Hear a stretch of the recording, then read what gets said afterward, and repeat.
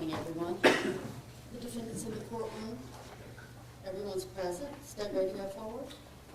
Yes, Judge, I need to take up an issue before we Please go do forward. so. All right, Judge, it's my understanding from the defense that they're going to call a witness this morning who I expect they'll try to tender as an expert witness. His name is Scott Moulton, and we were provided his name and about a 2 or 3 line paragraph that basically says he's a forensics expert in terms of electronic devices.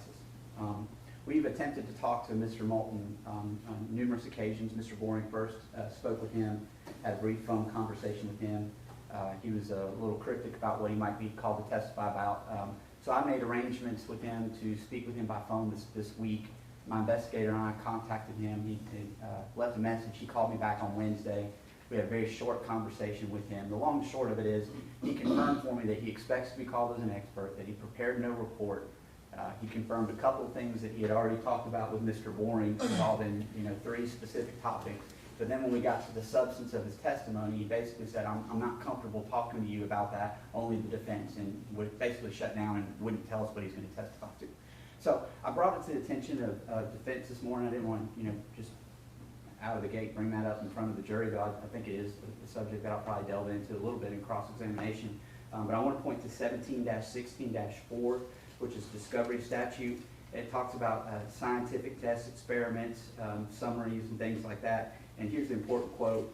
Quote, if the report is oral or partially oral, the defendant shall reduce all relevant material oral portions of such report to writing and shall serve opposing counsel with such portions no later than 5 days before trial. Had he talked to me and answered my questions, I don't think I would raise an issue with it. We've been, I don't want to say loosey-goosey with those types of things, but certain experts have been willing to talk to us and provide information, and that's fine. We don't feel like it's trial by ambush or anything like that, but I don't know at this point what he's going to testify about, and that concerns me. So I brought it to defense attention.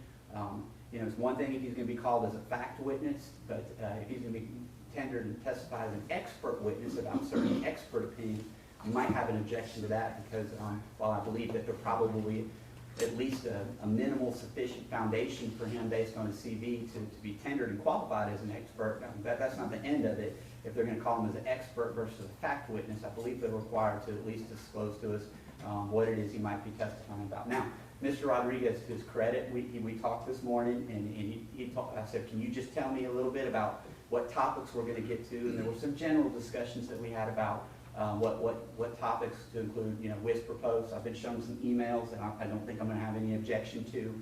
If we're going to go into that kind of stuff.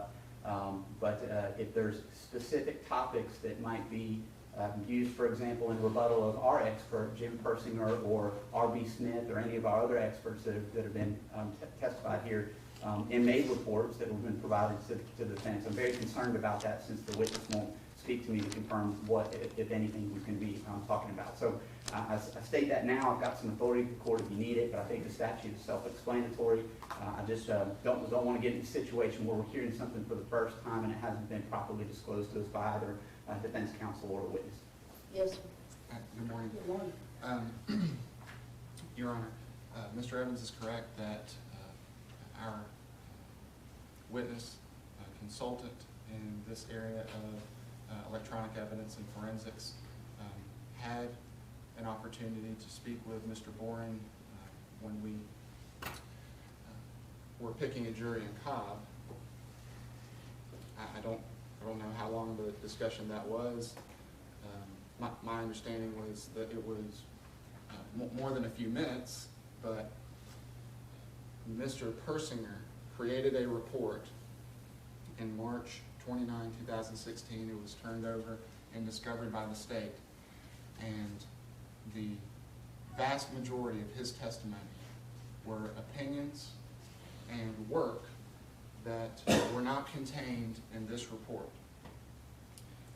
I didn't make a big stink out of it because that's what cross-examination is for. And I cross-examined him on that point. Mr. Persinger, when I attempted to reach out to him in March in preparation for this trial in Cobb County, his office told me that they were not going to speak to me, but that they would check with the DA's office and get back to me if they were allowed to speak with me. Obviously, we never heard back. Didn't make a big stink out of it. That's what cross-examination is for, and I chose not to go into that topic on cross-examination. If Mr. Evans wants to go into that, he certainly can, like he has with all the other witnesses. And several witnesses were tendered as experts without reports. Mr. Sanders from Home Depot, Mr. Pineda, we did receive his CV. We didn't object to his qualifications as an expert. The state was provided with Mr. Moulton's CV, so they are fully aware of his qualifications. A summary was provided to the state about Mr. Moulton's testimony. That's all that is required when a report is not created, oral or written, and a report was never created by Mr. Moulton. So I don't think it runs afoul of the statute, because the statute doesn't require him to create something that wasn't created. A summary was provided to the state, his CV was provided, and I've already given the state an opportunity to look at the new pieces of evidence that I intend to introduce through his testimony, and it doesn't sound like they're going to have any objection to it, because they're simply printouts of what is already in evidence. The matters that we will go into on direct examination are matters that were brought up for the very first time, not contained in Mr. Persinger's report, brought up for the very first time on the witness stand. So we dealt with it. I trust that Mr. Evans can deal with it as well. Yes. So the one paragraph we were provided just basically says that he's a consultant and he would be assisting them with the case. It doesn't have any facts about what he found or any testing that he may have done or anything like that. Well, let me see it. What you got? Well, Mr. Rodriguez has it. Why don't you look and see if you agree it's what they gave me?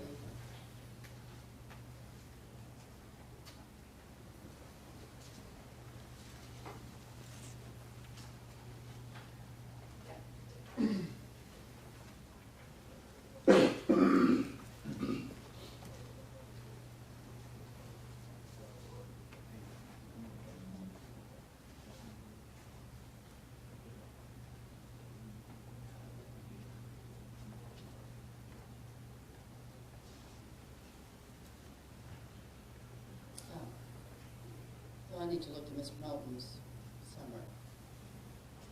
That's all Yes, we ma'am. received. I'm sorry. I was reading the other stuff. I was going, odd. And that's not a stamped copy, I don't believe, Judge. That was just kind of our working copy. I'll give it back. I'll give it back.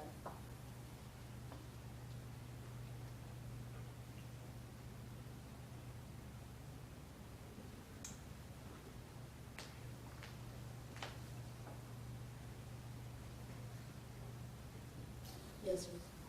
Yeah, and Judge, I want to make a distinction here. I'm not complaining to him about him testifying as a fact witness. So, if he wants to come in and say, hey, as a matter of fact, this is what I found, as long as they can lay authentication, then that's one thing. But if he's going to give opinions as an expert, that's problematic because we haven't been told what those opinions are, and he's not shared that with us.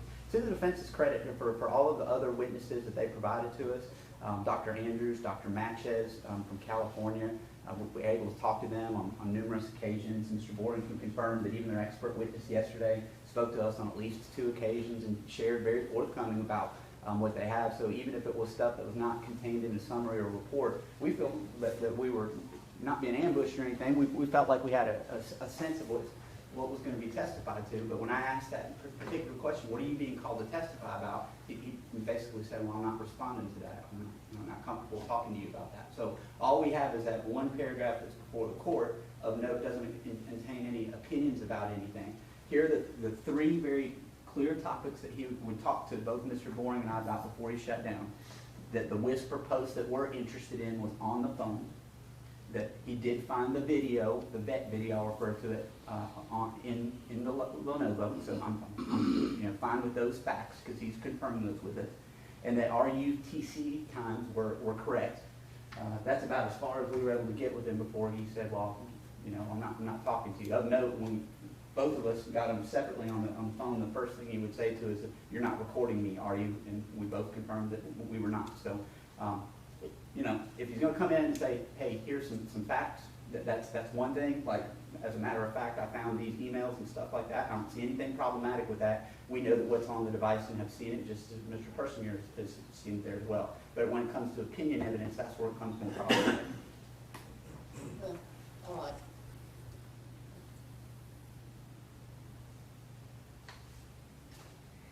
I have a problem with it too. What exactly do you want in terms of remedy? Well, I would suggest to the court that one of two things needs to happen. Either he's not qualified to testify as an expert, arguably may be able to talk about some fact evidence. Alternatively, I'd like a little more specific disclosure from the defense or him about some of the questions that I have that were being posed to their witness on this past Wednesday afternoon. Well, I'm not going to disallow him to testify as an expert, just out of the gate. I'm not going to do that. There needs to be a more specific disclosure. Okay. He's in the witness room. Why don't you walk in there with Mr. Evans and tell him what I said?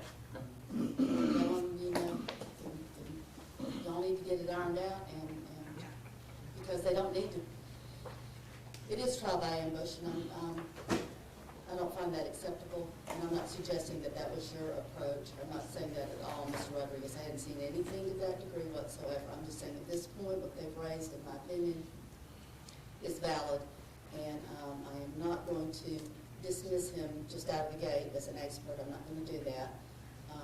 But the state needs to have a more specific disclosure as to what the nature of his testimony is going to be.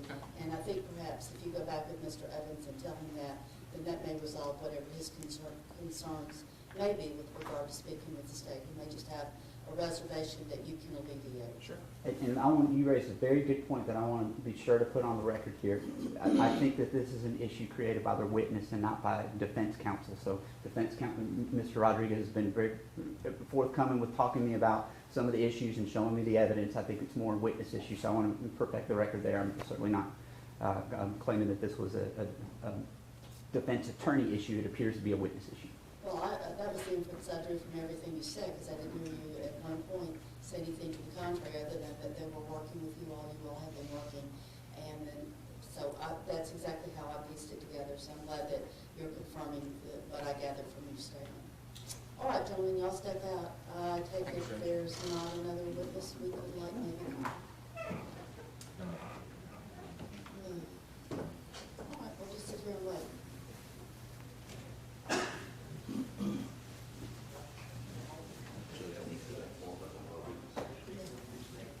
Yard, may I skip out to the restroom? Thank you. Everybody can go somewhere.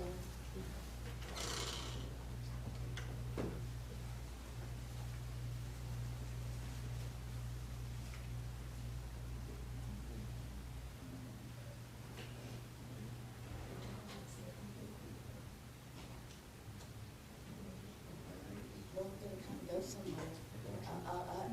I'm gonna leave and I'll have somebody bring y'all around and hang out. But I'm gonna wait and see how long it takes too.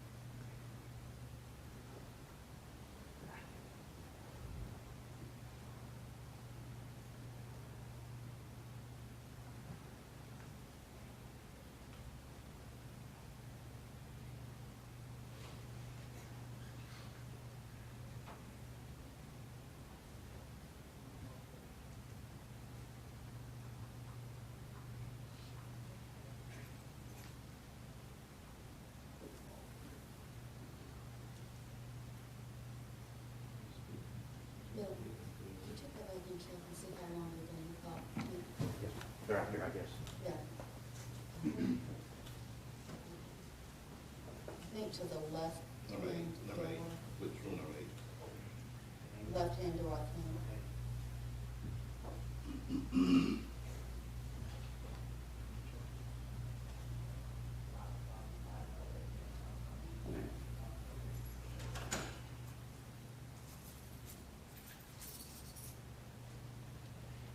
Judge, they're estimating 5 minutes more. I don't know what that means. Next year, after the meeting.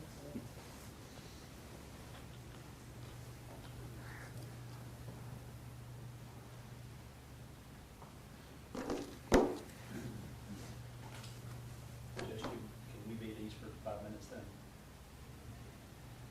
What do you want to do to be at ease? We want to You go wanna to go the bathroom somewhere? and walk outside. Oh, yeah, you can leave. Okay. Don't stay for me. I didn't know what at ease meant. You want to take your shoes off? I'll probably keep my shoes on.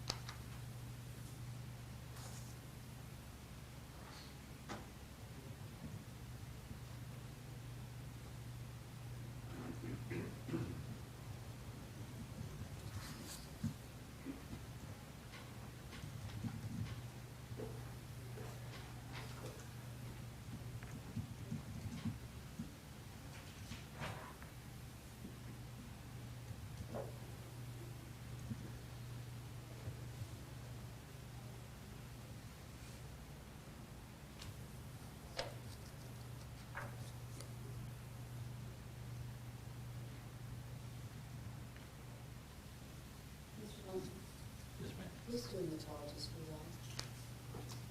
Well, it depends on the timing of it, but it may very well be me. Can I be of assistance? Well, I'm looking at what I have. I may have what I need, but, oh, I've got it. Jim gave you the, where she collated and when we see it, don't stand up. I don't mind. It's good for me. Okay, stand up. No. Don't do that. I appreciate the court's concern. That's totally terrible. Sit, That's sit, okay. sit, sit, sit. But it was fun to watch. Okay. No, I've got what I need. And you've got the one that she collated and put together? I believe so, the one I've been looking at, absolutely. Because I have a stack of about 3 different working products, and it was on the bottom of it. I was thinking of Brad, I've lost it, but I have what I need. Because I thought I would sit here and start pulling things together. Did you give you a copy of the proposed verdict? I believe so, I think I saw that yesterday on the table. Yes, ma'am. Okay, because we developed that yesterday.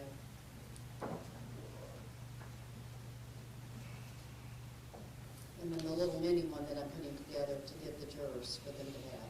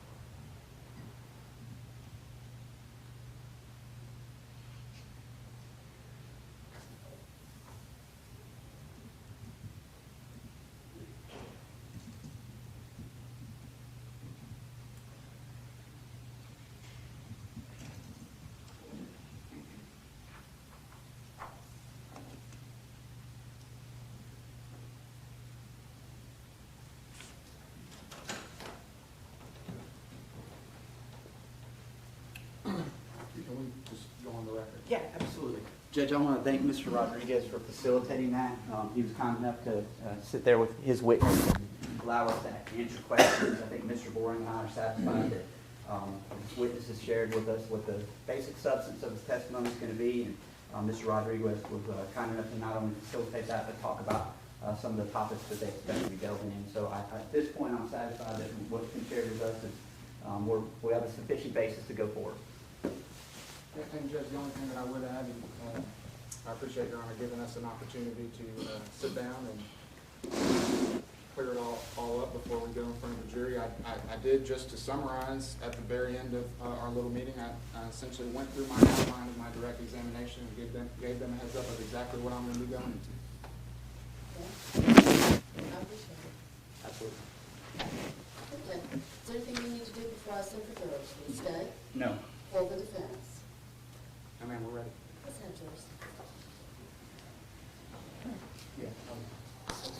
Let's all rise for the jury, please.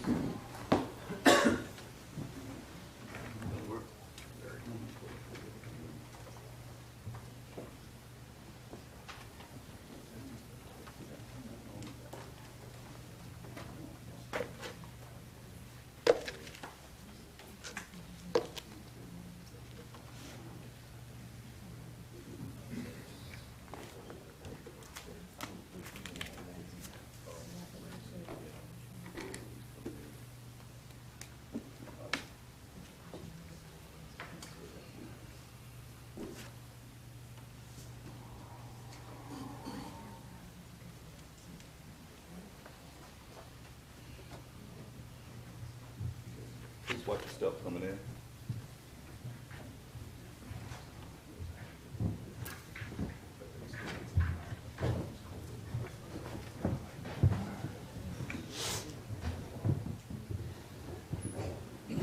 Please watch your step coming in.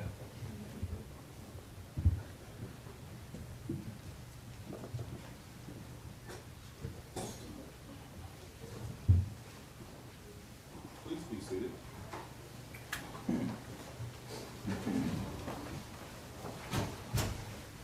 Good morning, ladies and gentlemen. We're ready to resume the trial of the case. When you're ready, you may proceed. Thank you, Judge. Yes, sir. Defense called Scott Moulton. Yes, sir.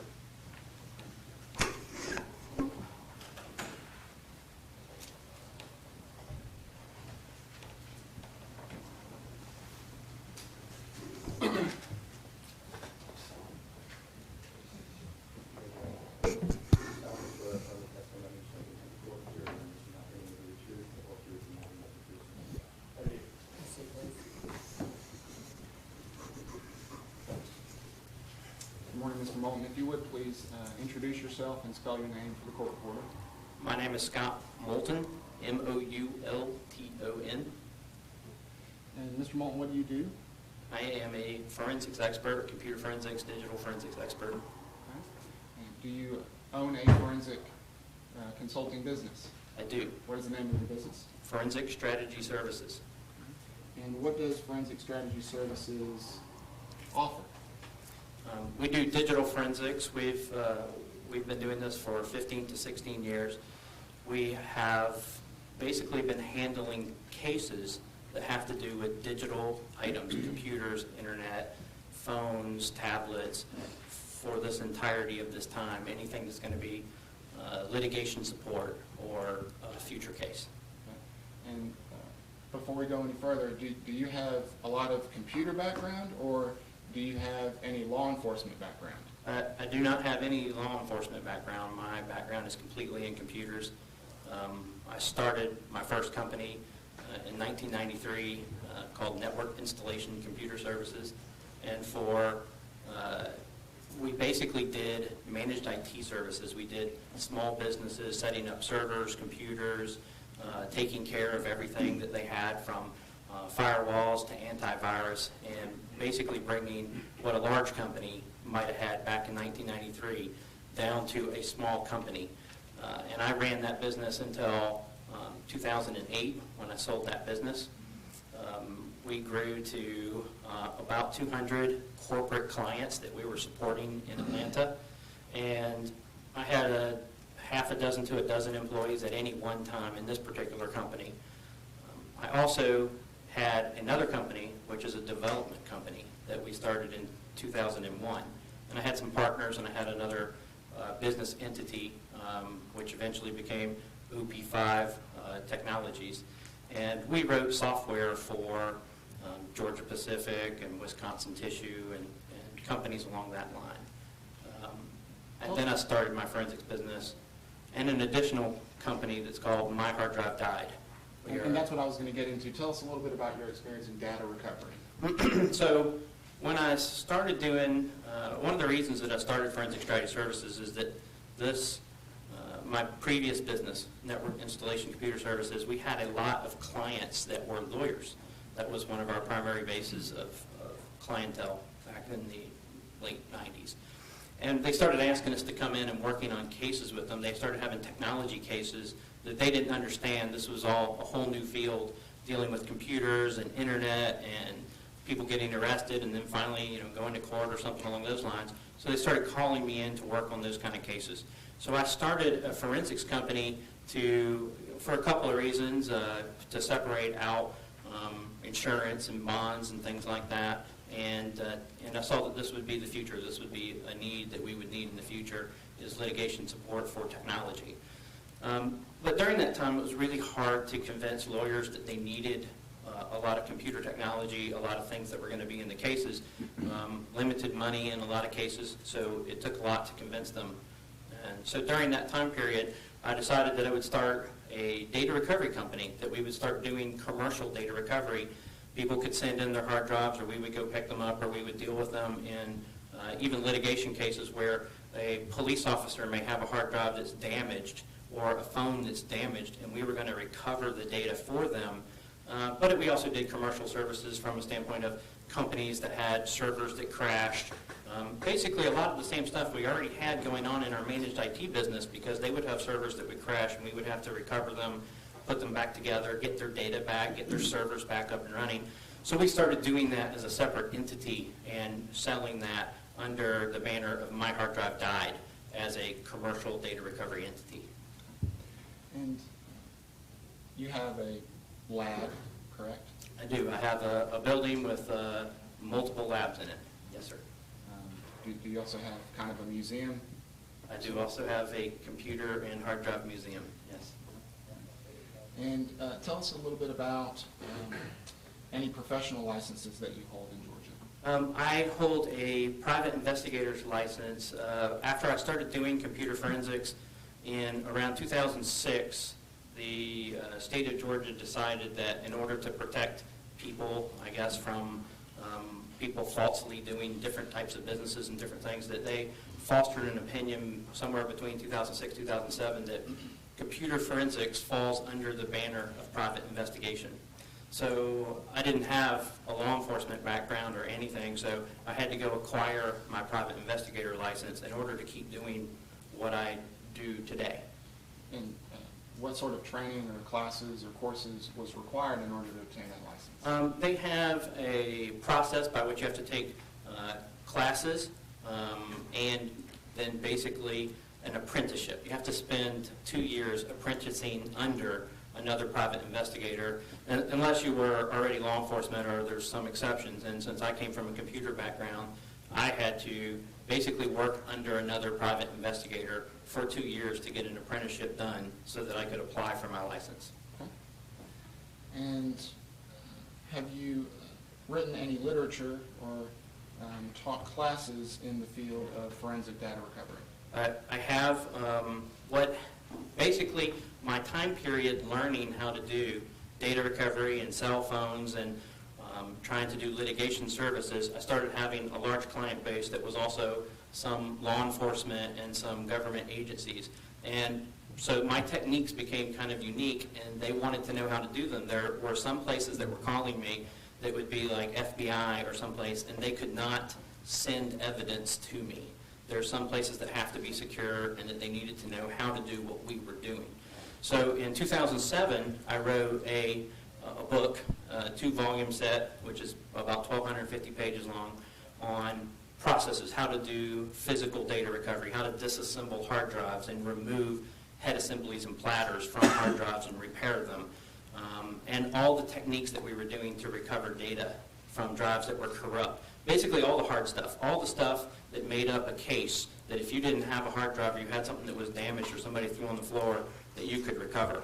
So I wrote this 50-hour class, and I wrote the books for this particular class, and I basically started teaching this under one of the first companies that hired me that we did was a company called InfoSec Institute.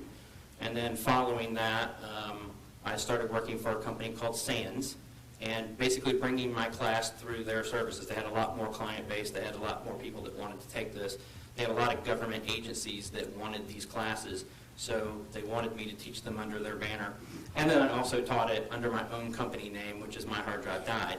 And I've been doing this now since 2008 was my first class. I still consistently teach this class. somewhere between 4 and 10 times a year, depending on what it is. And it turns out that like 80% of my class base is all government agencies, 3-letter agencies. Some of them are FBI, some of them are NSA, DOJ. But I also teach this class. It's been so popular, I've had more than 2,000-3,000 people take this class. It's been so popular that I've also been paid to go to Australia and teach 5 times, and I've been paid to go to Canada and teach the Royal Canadian Mounted Police how to do these forensics processes. So I have a huge client base from that standpoint for the classes and the material, and then that feeds into the whole circle of data recovery and then forensics. Before we start talking about this case, this is not your only case that you're working on, fair to say? That's correct. It is not my only case. And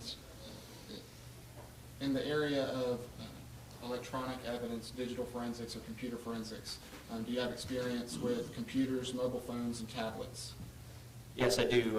One of the things that has happened, obviously, doing forensics all the way back to 2000, is we had to do some early on phones. We had to do Nokias and Windows PC phones, Windows CE phones, and even Palm Pilots. And then gradually over time, the weird thing about a lot of the stuff that I've been doing is that it was at the beginning of doing forensics altogether. There wasn't a lot of tools. We had to make our own tools. We had to figure out ways to hack the phones to get content out. Same thing sometimes with computers and software. We had to find alternative methods to make things work. So we've been doing everything with cell phones and computers for that long, from that standpoint, all the way back to the beginning of forensics with cell phones. And a lot of times, even prior to the tools existing, or new tools would come along and they were beta, and we would have to run through a lot of problems with them and try to develop some of our own solutions or figure out ways to get content from the phones and the computers. Having seen the spectrum, or I guess the life of forensic evidence, or the forensic extraction of data from electronic devices, this jury has heard a lot about certain tools, Celebrite, IEF, Magnet, MCase.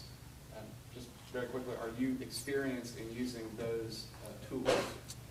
Yes, I don't believe that there's any tool that the police used in this particular case that I either already don't have or already haven't used. I believe I'm licensed in every tool that they've displayed so far as I've seen them.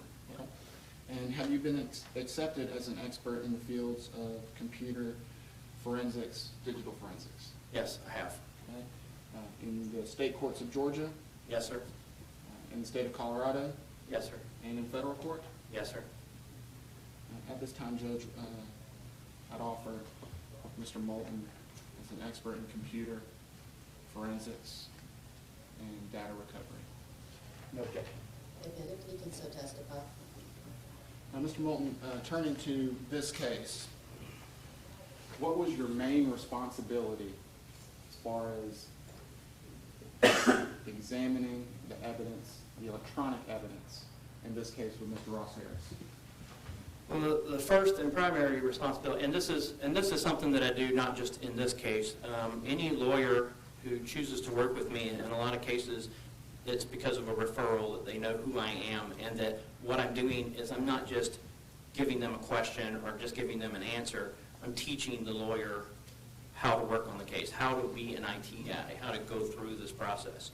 And so that was one of the first primary things when I sat down in a meeting with Carlos and Maddox, is that that I would be teaching him how the case works, what the content is, and bringing him along as a computer guy. And he took to it like a duck to water. Basically, he had no problem dealing with any of this stuff, and we've been working very closely ever since. So I've spent a lot of time training him on how this process works, how the tools work. In other words, all these boxes that have electronic devices and disks, nobody showed up at your office and just dumped everything and just said, go have fun and tell us what's on it. No, we did at certain points in time. I did gather evidence from you that there was times where I would get a copy of CDs or content that you had, but sometimes it was specific to the needs. Sometimes it was, now he has a question. Now Carlos has a question about a particular thing, so they give me the discs. So there were periods of time, sometimes delayed. So, sometimes they would get evidence from the police, and then it might be 2 or 3 months later before, by the time Carlos has gone through some of the data, and then he would say, I need to know something about this. So eventually I ended up with a lot of the evidence in order to kind of divide out what was important. One of the other problems that we had in this is that sometimes the evidence would be in a zip file or in a what's called a TrueCrypt file, which would be an encrypted file that he could not immediately access. He was using a Mac, and in a lot of cases, sometimes there's a transition from using a PC to a Mac for forensics tools for different software, and sometimes everything's not always readily available. So there were some caveats that were there that we had to work through. Okay. And just so that the jury understands kind of where we're going to be going, first I want to talk to you about some of the tasks that were specifically identified for you. I don't want you to go into them just yet. We're going to go into them one by one. Okay. But were you asked to look into a red whisper image? Just real quick, is there a possibility I could get a little bit of water? Is there water, please? There's some. Sorry, didn't mean to interrupt, but No, that's it's fine. quite dry. That's fine.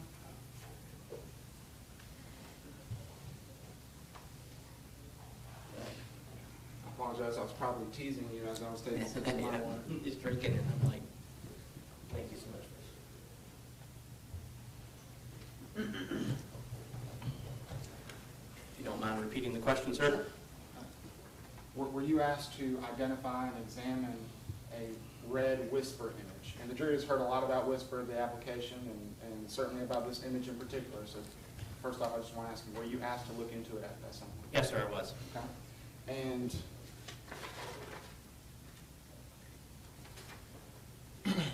were you asked to examine certain allegations of web searches and web visits that were testified to at the probable cause hearing?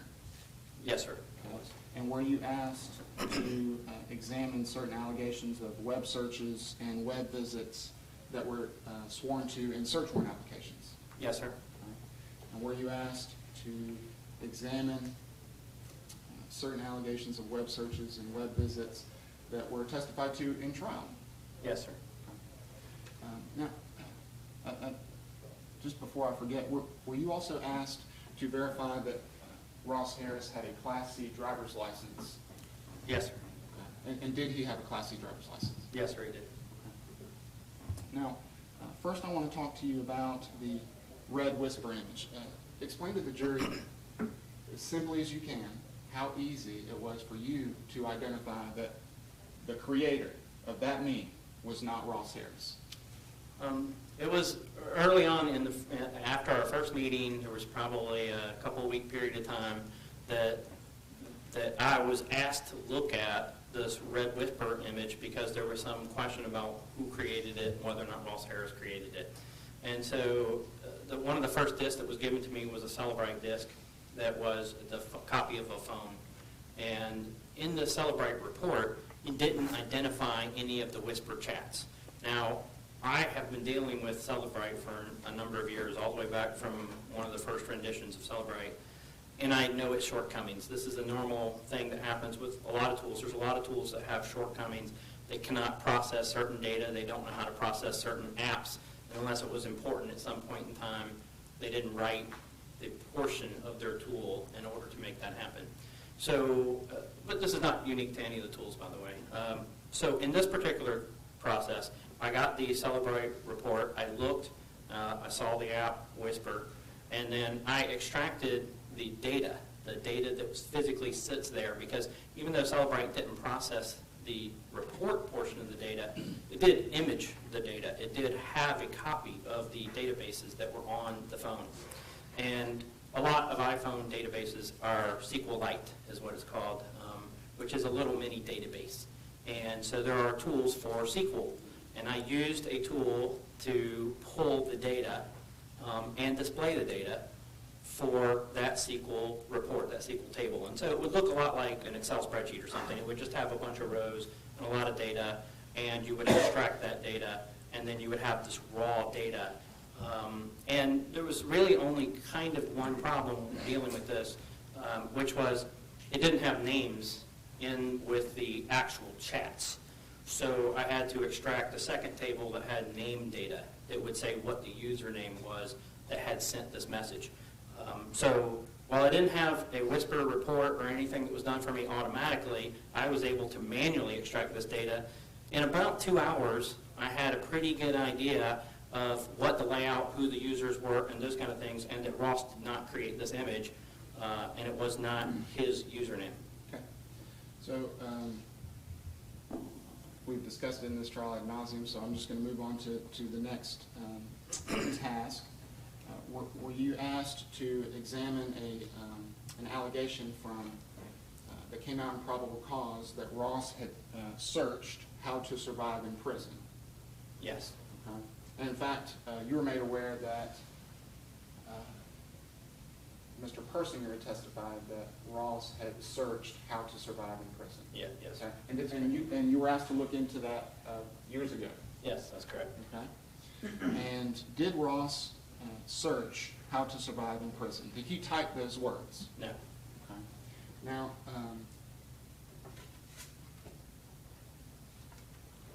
did he, in fact, actually type what is prison really like? Yes, sir, that's correct. That's the right search term. Okay. And did you examine further the context in which Ross searched what is prison really like? I did. Okay. Did he click on an article from AskMen.com regarding life in prison? Yes, sir, that's correct.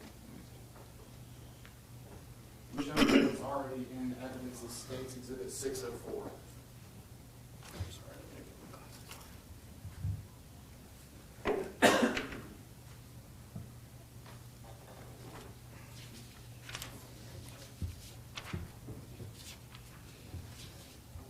on. Are you familiar with that? Yes, sir. Page? I am familiar with this and this item. Yes, sir. Okay. Can you just show the jury, is there a video there on the front page? Yeah, at the beginning of the page, there was a video. Okay. Did you watch that video? I did. Okay. Can you tell us a little bit about that video? So this is all in the entertainment category. The video was comedy. The video was a college humor website, and the video was basically these people in prison, and it was like a street merchant. It was a skit of a street merchant selling things to people in prison that would, have been like modified things to kill people or stab people or do things. And it was completely a joke. The whole page was just, and the entire thing was just satire and was a joke. And there was no valuable content from that standpoint in that joke. It was hilarious, but this is, and I've seen a lot of the stuff that Ross Harris and his friends send back and forth to each other, and they're really big on sending jokes and videos and stuff back and forth. And so, that looked primarily like what one of the pieces of content would have been. It would have just been a joke or a video. Okay. And, nothing suspicious about that in your opinion? No. Well, Judge, I object to that. I don't think that's more argumentative than anything, so. Judge, if I may, that same testimony was elicited over and over again out of their expert. Well, regardless, this objection's been made and I sustain it. You can argue. Yes, ma'am. Now, did you identify an article from Reddit.com regarding a man that was wrongfully convicted? I did. Okay. Yes, sir. And did Ross click on that article? I believe he might have clicked on it, yes, sir. Did he spend a lot of time on Reddit? Yes.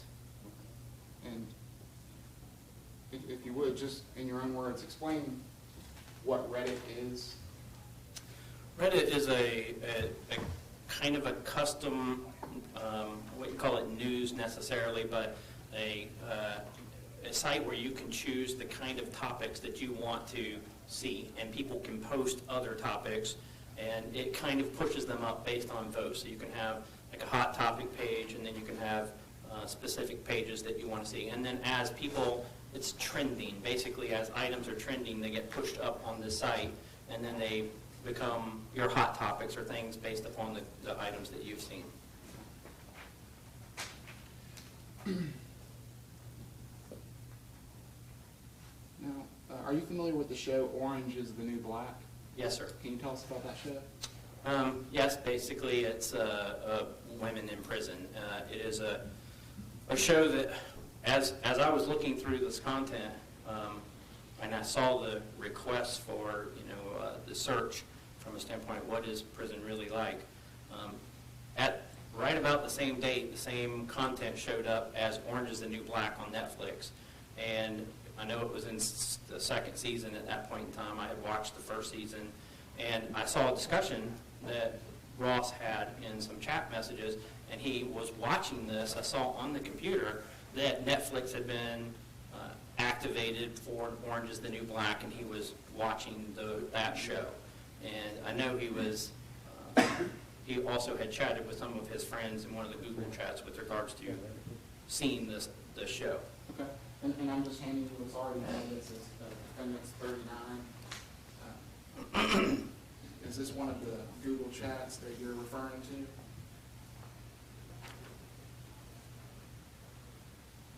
Yes.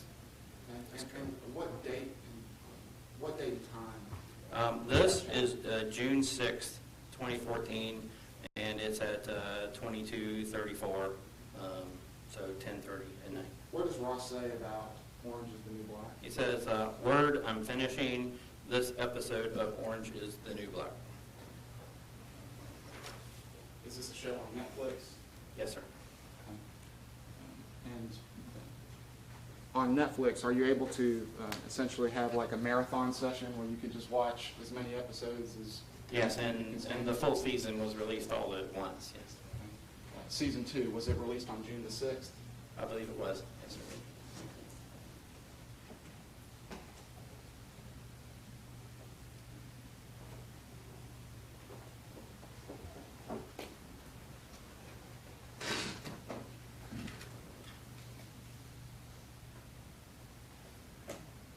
Now, were you asked to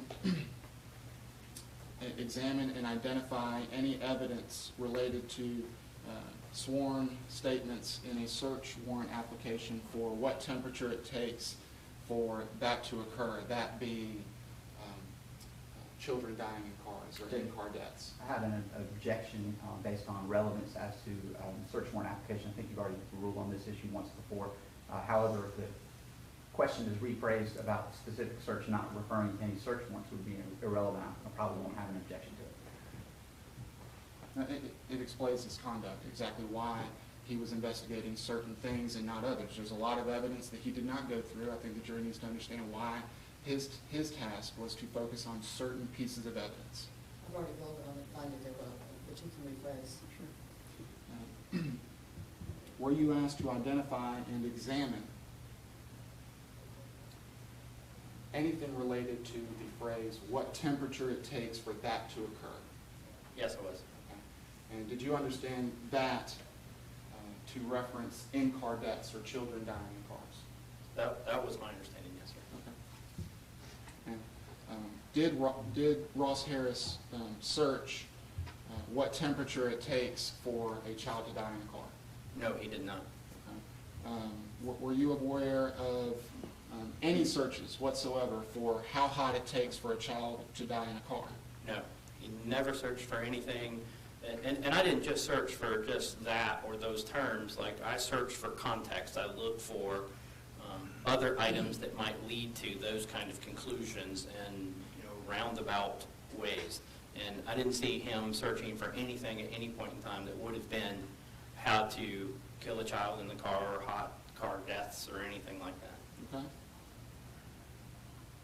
Now, did you identify a Google search on the iPhone 5S, why is it hazy when it is hot? I did see that. Okay. And you were talking about context. Did you investigate the context of that web visit? I did. I went to the website, and it was weatherpredictor.com or weatherpredictor.com. Was it weatherprediction.com? Weatherprediction.com, yes, sir. Okay. And I'm showing you what's already been admitted into evidence as Defendant's Exhibit 56 and Defendant's Exhibit 57. Yes. Right. That's correct. So 56, does that show kind of what the listings would be if you searched in Google, if you typed out, why is it hazy when it's hot? At whatever time this would have been, yes, sir, it would have shown that, you know, it's hard to say what it might have been the exact day, but yes, it would have been one of those items. Now, the Defendant's Exhibit 57 is a snapshot from Defendant's iPhone 5S. Yes. Mhm. Were you able to actually go to that site that shows that content that's captured in Defendant's Exhibit 57? Yes, I was able to go to that site. Does it have anything whatsoever to do with how hot it takes for a child to die in a car? No. Does it have anything to do whatsoever with how fast temperature rises when it's parked out in the sun? No. Does it have anything to do whatsoever with how hot will it be on June the 18th, 2014? No. Okay. What's it about? It's just a definition for why, when you're looking out from a horizon or something, that you would have a hazy area. So, you know, it talks about water vapor and particulates in the air for why it looks hazy. And were you aware that there were photographs of the Atlanta skyline in this case? I have seen them, yes. So we'll leave it at that. Let's talk about the vet video. Okay. Okay. Were you asked to examine and identify whether Ross Harris viewed a vet video that was created by Dr. Ernie Ward? Yes, I was asked to look at that. All right. And were you asked to verify whether Ross Harris viewed this video 2 times? Yes, I was asked to look at it and see whether or not, because there was an access that showed 2, and I was asked to look at that and try to figure out whether or not he actually viewed it twice. Okay. And tell us a little bit about the time frame for this data that indicates that he accessed the video 2 times. Well, it was a Reddit post, so it was one of the items that got pushed up in the Reddit post. And so when you click on it, it doesn't show it in Reddit. It actually launches YouTube. And during that process, I saw a refresh. And so it's, from a standpoint of the count of 2, they were 1 second apart. So when you launch the web browser and you're looking at YouTube and you see the refresh, it's, you know, from that standpoint, there wasn't another time frame. There wasn't something else that happened later on or at a different time. It was within 1 second of each other. So the only conclusion I could come to at that point is that he watched it at least once in that particular browser. So is there any, is it possible that he clicked on the video in one tab and then 1 second later opened it in another tab and he's watching the video at the same time simultaneously with the video playing 1 second apart? It is possible. Like, if you're pretty quick with your mouse and you click fast enough, maybe you can launch it twice and make a second tab so that you can see this. It just doesn't seem very likely. It doesn't seem like there's not much value to watching the video twice at the same time. You would also have overlapping in sound that would be a problem. But nonetheless, it doesn't make sense from that standpoint. He never went back to it. He never viewed it before that. One of the things about this video too, when I looked at it, this was an old video. This was a video that had been published in 2012. And so when Dr. Ernie Ward put this video up, by the time, and I don't know what the view count was exactly back then, but it's been viewed by 2.2 million people at this point. So I don't know what the exact count was at that particular time, but it had been around for a while before Ross saw it. And so, from that standpoint, he could have seen it or he could have gone and looked at it before it ever hit Reddit. And I didn't see that anywhere. I didn't see anything that showed he had searched for, gone to it. He never searched for, how hot does it get in a parked car. And you may have mentioned it, but just so that the jury is clear, did he ever access this video prior to June 13th, 2014? I did not find an entry, no. Did he access it ever again after June 13th, 2014? I did not see another entry, no. The Reddit activity, you were provided a search warrant response from reddit.com, correct? Yes. And were you able to look at links that he had posted or comments that he had posted, messages that he may have sent? Yes, and not only did I see it from the search warrant content, but prior to that, I actually had looked at it online and actually searched for his username to see some of the other content that had happened. So this was, I mean, months, maybe even years ago that you had seen this? Yes. I mean, it's still up now. You can still search for it and still see his content. Did you identify any apparent interests based on his links and comments and messages, specific topics? I mean, the main one that comes to mind, and I don't remember all of them or a lot of them. I mean, some of they were frivolous from that standpoint, but I do recall him talking about a guitar that he had purchased and posted a picture of a blue guitar. So there was music content up that I saw from that standpoint. But I was looking through it to see if there was ever any posts that were relevant to this, you know, whether or not he was actually looking for, you know, hot car, anything that had to do with any of these topics, and I didn't see anything along those lines. What about college football? Yes, he's always looking at college football stuff. Okay. Web development? Yes, web development items. Same thing for YouTube videos. Did you see that Ross had spent a lot of time watching YouTube videos? Yes, he was watching YouTube videos all the time. He would search for college football stuff. He would search for, he seemed to have a particular interest in a game also called Rocksmith. It was, Tell us about that game. it's a music game, a lot like Guitar Hero or something along those lines, and he was watching videos of different music and how they played on the frets. It was just video game. It was just a video of the video game. What about police-citizen encounters? I think I did see a couple of those, yes. Praise music? There was a lot of music, so some of the music may have been gospel or some, or you know, religious music at that point. Yeah. Now, let me go back to some of the topics that you were asked to specifically identify and examine.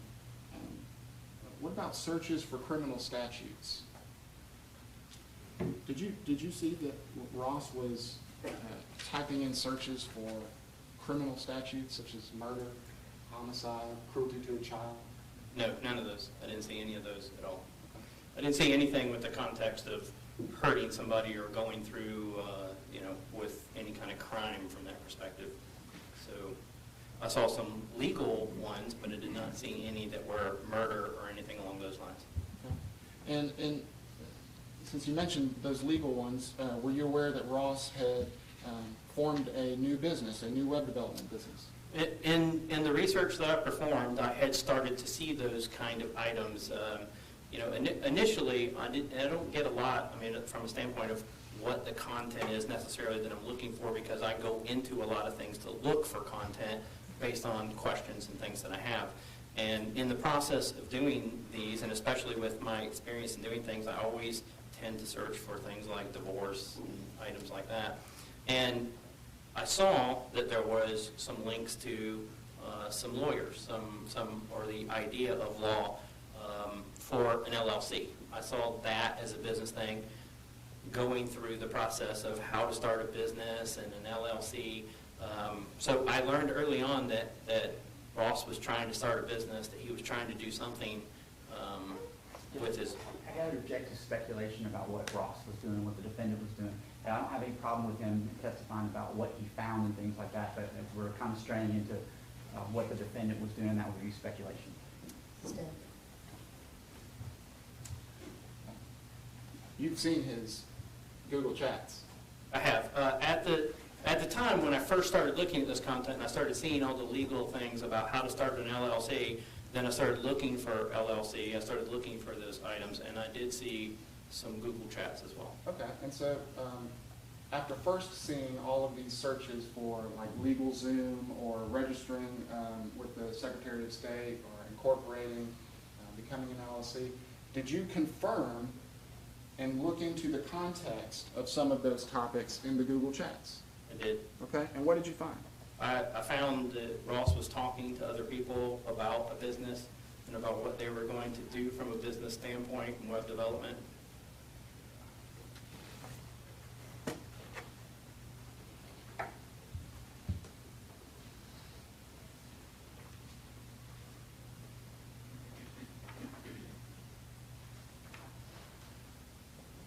Now, you mentioned divorce.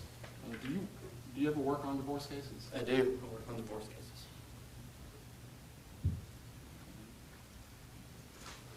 Having looked at some of these searches and web history for lawyers, did you ever see any search or research into a divorce lawyer? I did not. Alimony? No. What about a criminal defense attorney? No.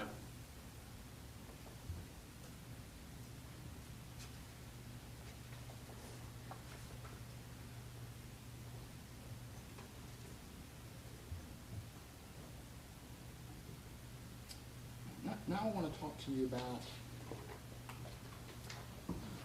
obviously, Ross had some extensive sexual activity online. Yes.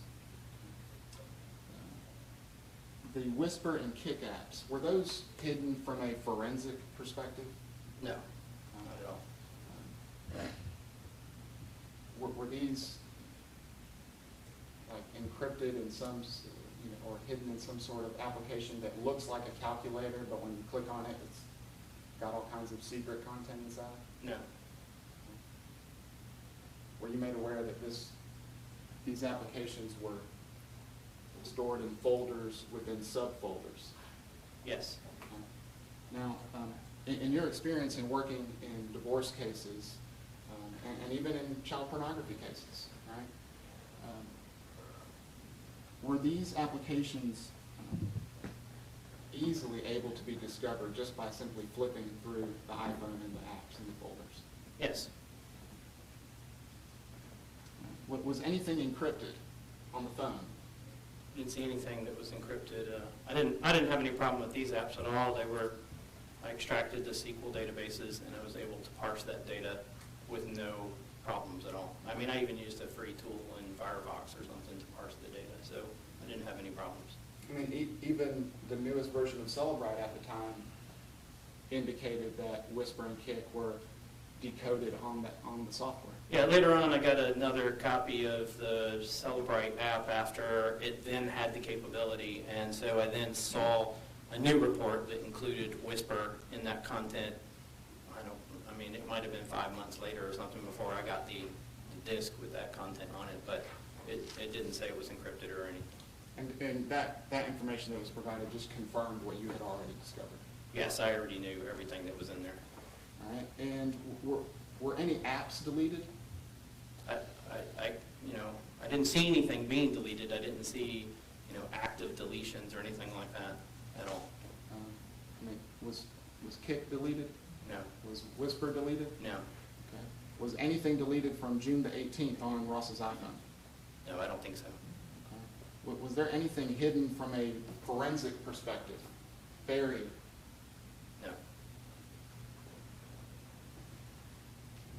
No. Let's talk about clearing cache. This was brought up during the state's case. Is there anything suspicious about a web developer clearing his cache? No, not at all. Okay. Can you tell us a little bit about that? I have done web development. I do current web development. I deal with a lot of people that do web development. I've had clients with web development. Anytime that there's an update on a site where somebody's creating something, there may be, if you refresh or you look at your browser, it may not actually display that. And even on my current website, when I make a change, it is not displayed until I clear cache or there's also some server cache, and so I can clear that cache. Since I own the server, I have the ability to do that. But a lot of times you will have to clear your cache in order to see changes or things that happen, or if something's not working right and you question It's whether or not it's viable or not. That's one of the things that you do often, is clear your cache. Now, is it possible to make certain changes or test certain features of a website that don't require you to clear the cache?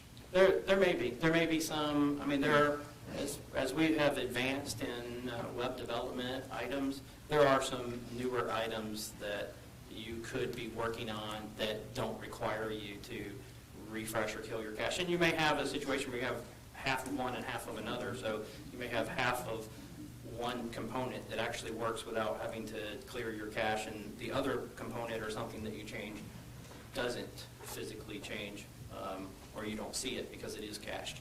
So there's a variety of different things that happen, but it's a pretty common thing that if there's a question about something happening, or if things are getting slow in the way that sometimes they'll clear their cache, it's a pretty common process. Okay.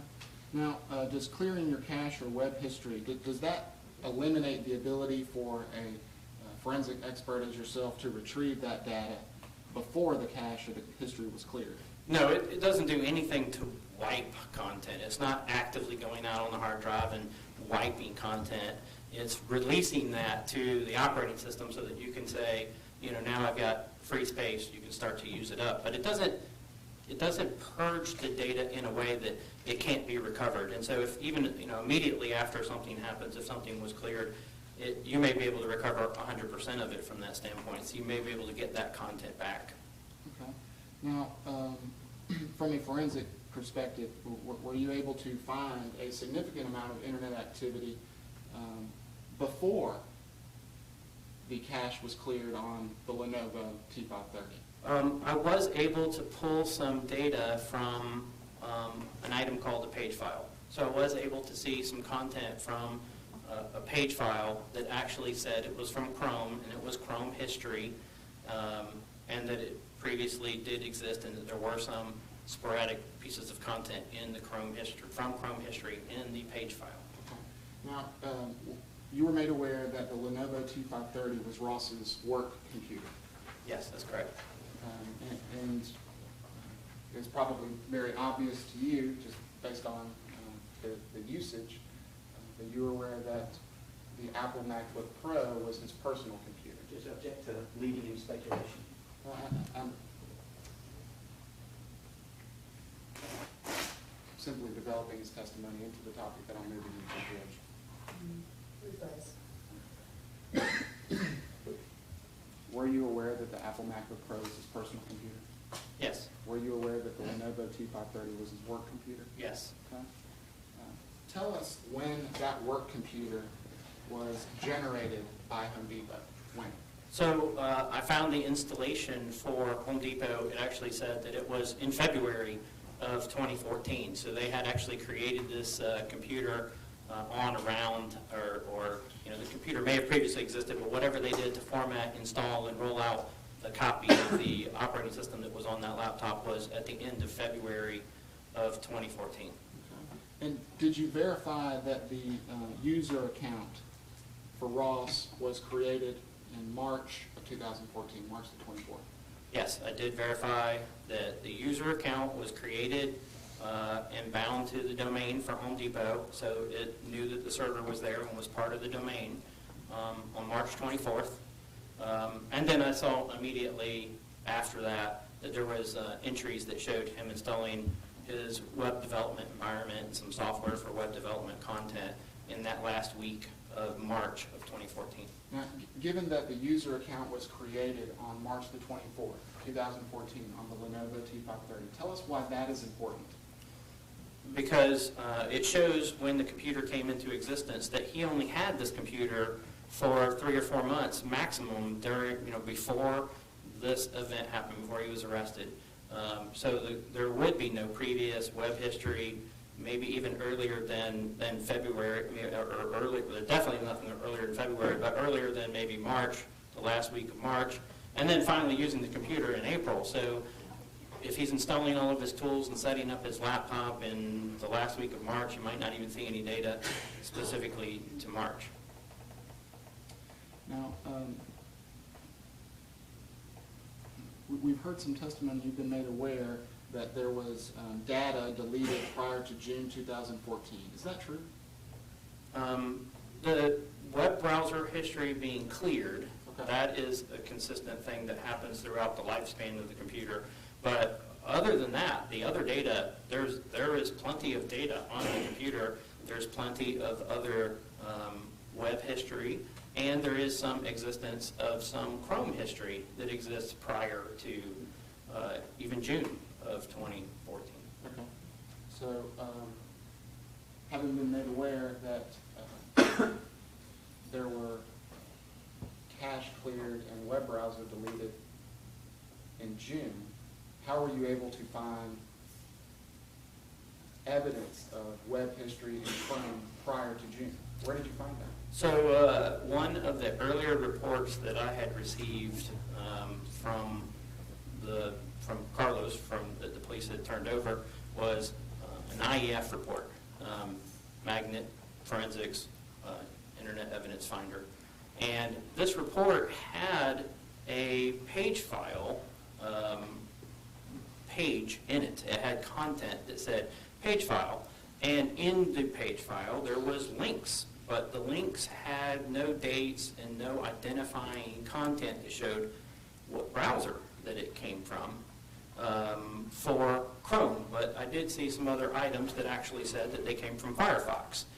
So being familiar with some of the problems that happen with different versions of software and different things, I have a habit of going back and double checking everything against different programs. So I use different programs to validate the content from another program.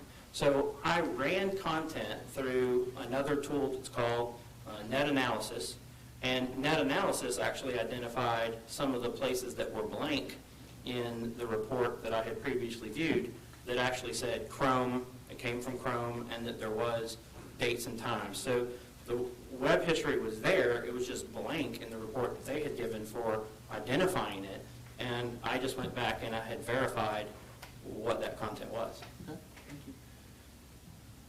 Were there any privacy programs used on any of the computers to overwrite or delete files from memory? I did not see a program at all that was used to wipe content, delete content, get rid of stuff. And these are the kind of things I see in divorces and things like that all the time, is that people are trying to hide their content. They're going through elaborate processes in some cases to overwrite content on the drive, to delete content, to get rid of stuff, and doing it frequently, doing it either on an automatic cycle or doing it every day. I didn't see any of those kind of things in any of the content here, other than the habit of clearing Chrome history. Okay. Now, just dovetailing off of what you talked about as far as the page file, what is a shadow copy? So, Windows 7, which was what's specific to this computer, in order to, Microsoft, as they were developing the operating system and they were going through a process, they come up with these ideas of what happens if bad things happen to the computer, how can we restore it to its previous state so that you don't have to reinstall your operating system, or if you lost a file that you might be able to recover it. So there's a process that's called shadow copy, physically in the computer, that's doing what's called snapshots. It's doing periodic snapshots of what your data and the computer's state is. And so I did find on the computer 2 previous snapshots that existed, one from 6/17 of 2014 and one from 6/13 of 2014. And that kind of makes a little bit of sense because it's a break over the weekend. One was a Friday. And so over that time period, there was a backup that was physically done by the computer that stored some data in there, and it did have some Chrome history and some Chrome content in there as well.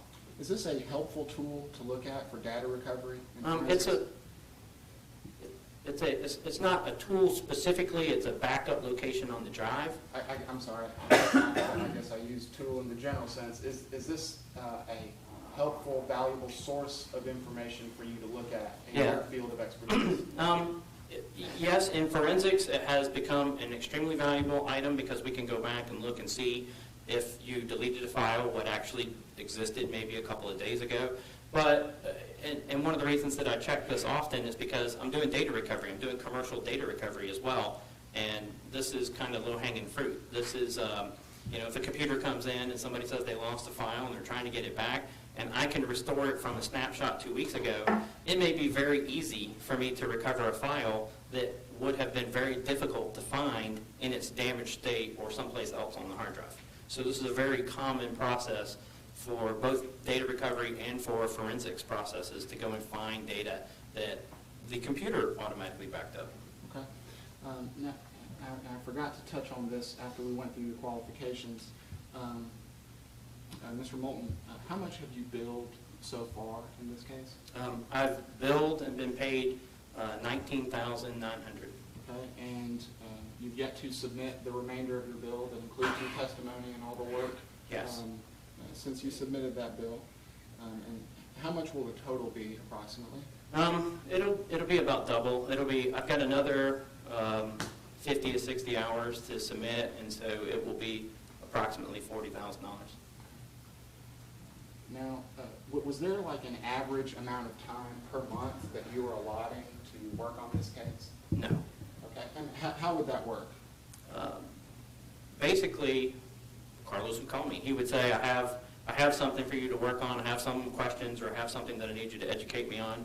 And we would spend a chunk of time together. So we would spend, we'd schedule a day, or we'd schedule, 5-6 hours to work on something. Or I'd call him and we'd work over the phone. So, periodically throughout the schedule, there may be a month that goes by that I never talk to Carlos at all from that standpoint. And then all of a sudden, we're doing everything, in one fell swoop or something along those lines. Okay.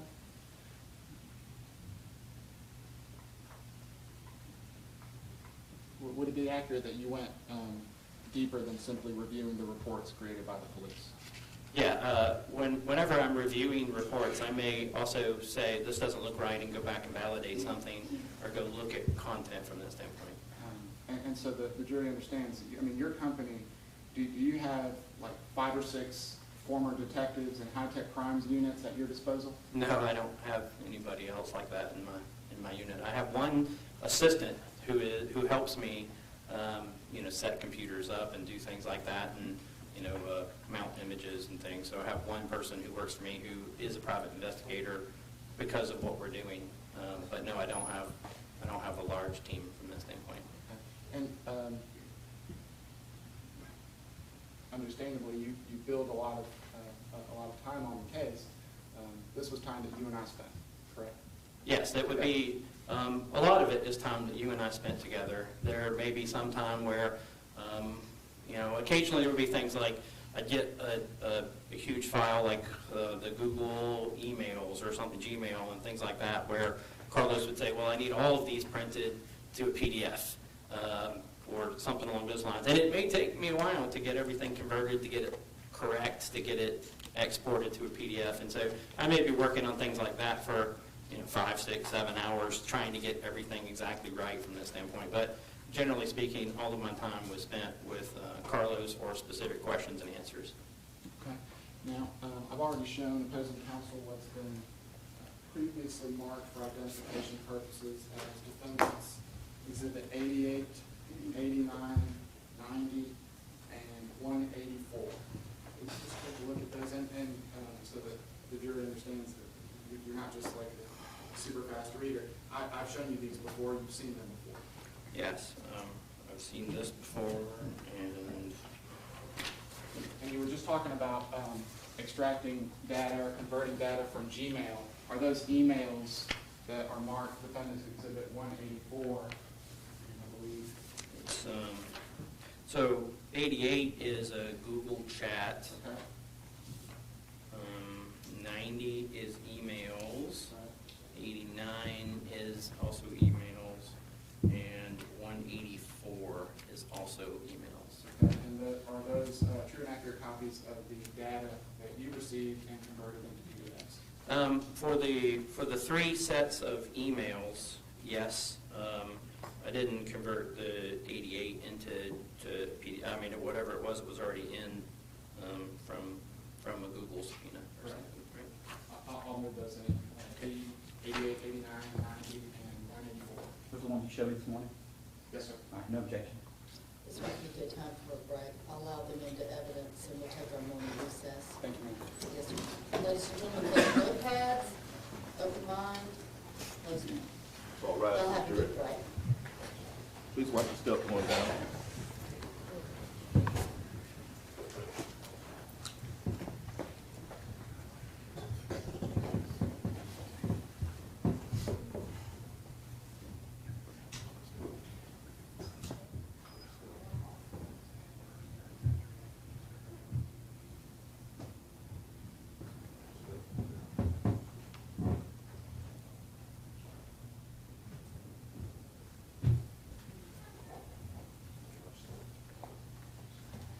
Let's take our morning break.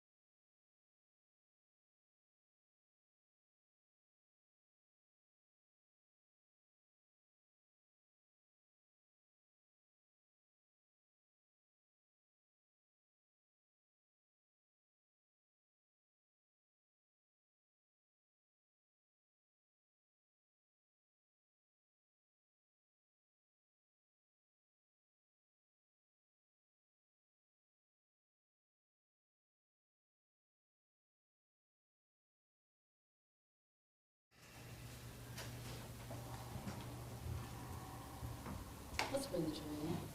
Yes, ma'am. Joe, bring it in. Yeah, bring the jury in.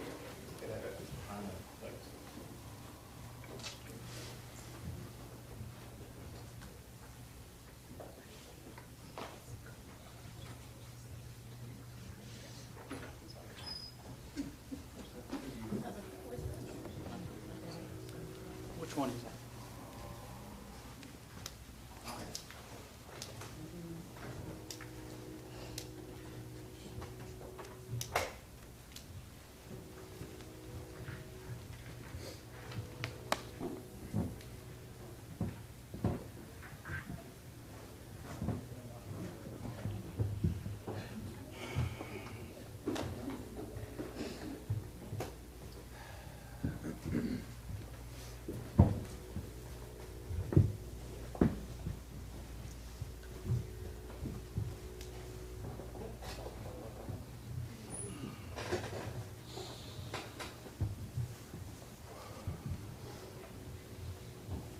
Please be seated. Resume when you're ready. Thank you, Judge. Yes, sir. Mr. Moulton, before the break, we had just entered into evidence, Defendant's Exhibit 88, 89, 90, and 184. Before I ask you to take a look at those, did I make you aware that there was some sort of demonstration made regarding Griffin psychology? Yes, you did make me aware of that from last week. All right. And had you seen griffinpsychology.com before in your work in this case? Yes, I found it early on. I found it at the beginning of the investigation that I was doing. It was one of the items that, when I was looking at content that showed they were going to start an LLC, I saw the development content, I saw Griffin Psychology with its development content on that. And, until last week, I never even knew it was going to be an issue because it seemed very apparent that that was a client. Sure. And let me hand you D88. Will you just read off those few lines there from May the 12th in regards to Griffin Psychology from Ross's chats? Okay. So, whoops, on the domain name, Griffin Psychology, the next line is Griffin Psychology/new site. I'll be removing unused CSS and JS tonight. And then, it again is Griffin Psychology with the different spelling /new site. What does /new site mean to you? That they're developing a site, that they're physically going to develop content and have a display that's not on the primary page so that usually the client can look at it, or they have a space they can work on. Okay. Was he sharing any information about jury trials or forensic interviews or anything like that? No.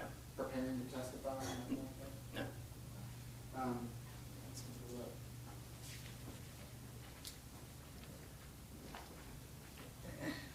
If you'll just read that line there from May the 14th at 2:55:49 for Ross. To, what time again? 2:55:49, the Griffin Psychology Okay, right. thing. If we so choose, my friend has given the okay to put Griffin Psychology into our portfolio. Now, based on your review of the evidence that we had asked you to examine, part of that were the emails. Yes, sir, that's correct. Okay. Some of the emails, and you had extracted these that were moved into evidence, D89, 90, and 184. Yes, I did. Okay.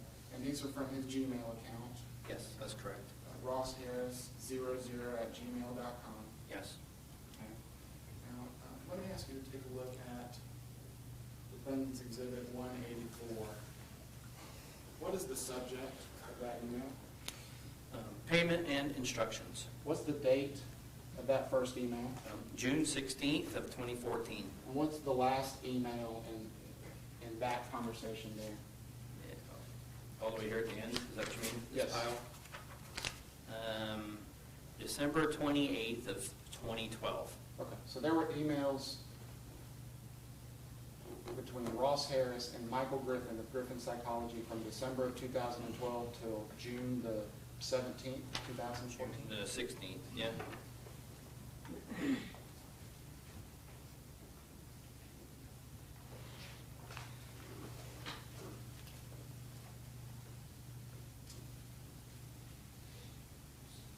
Separating one of the emails that's in the Defendant's Exhibit 1 and 4.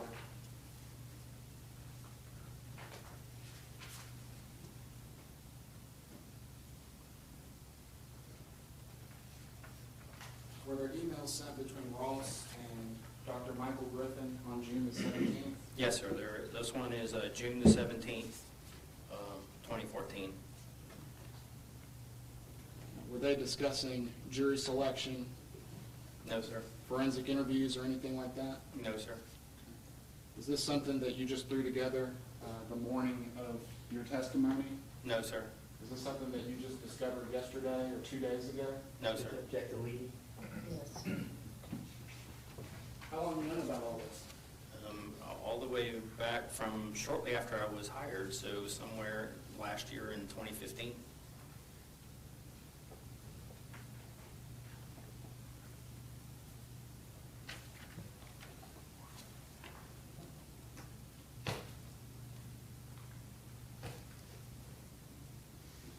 Is this the context in which Ross was visiting Griffin Psychology?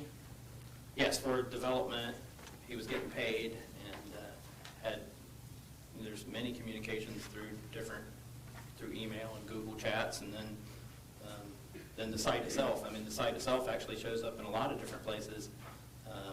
It shows up in regular content, shows up in the page file.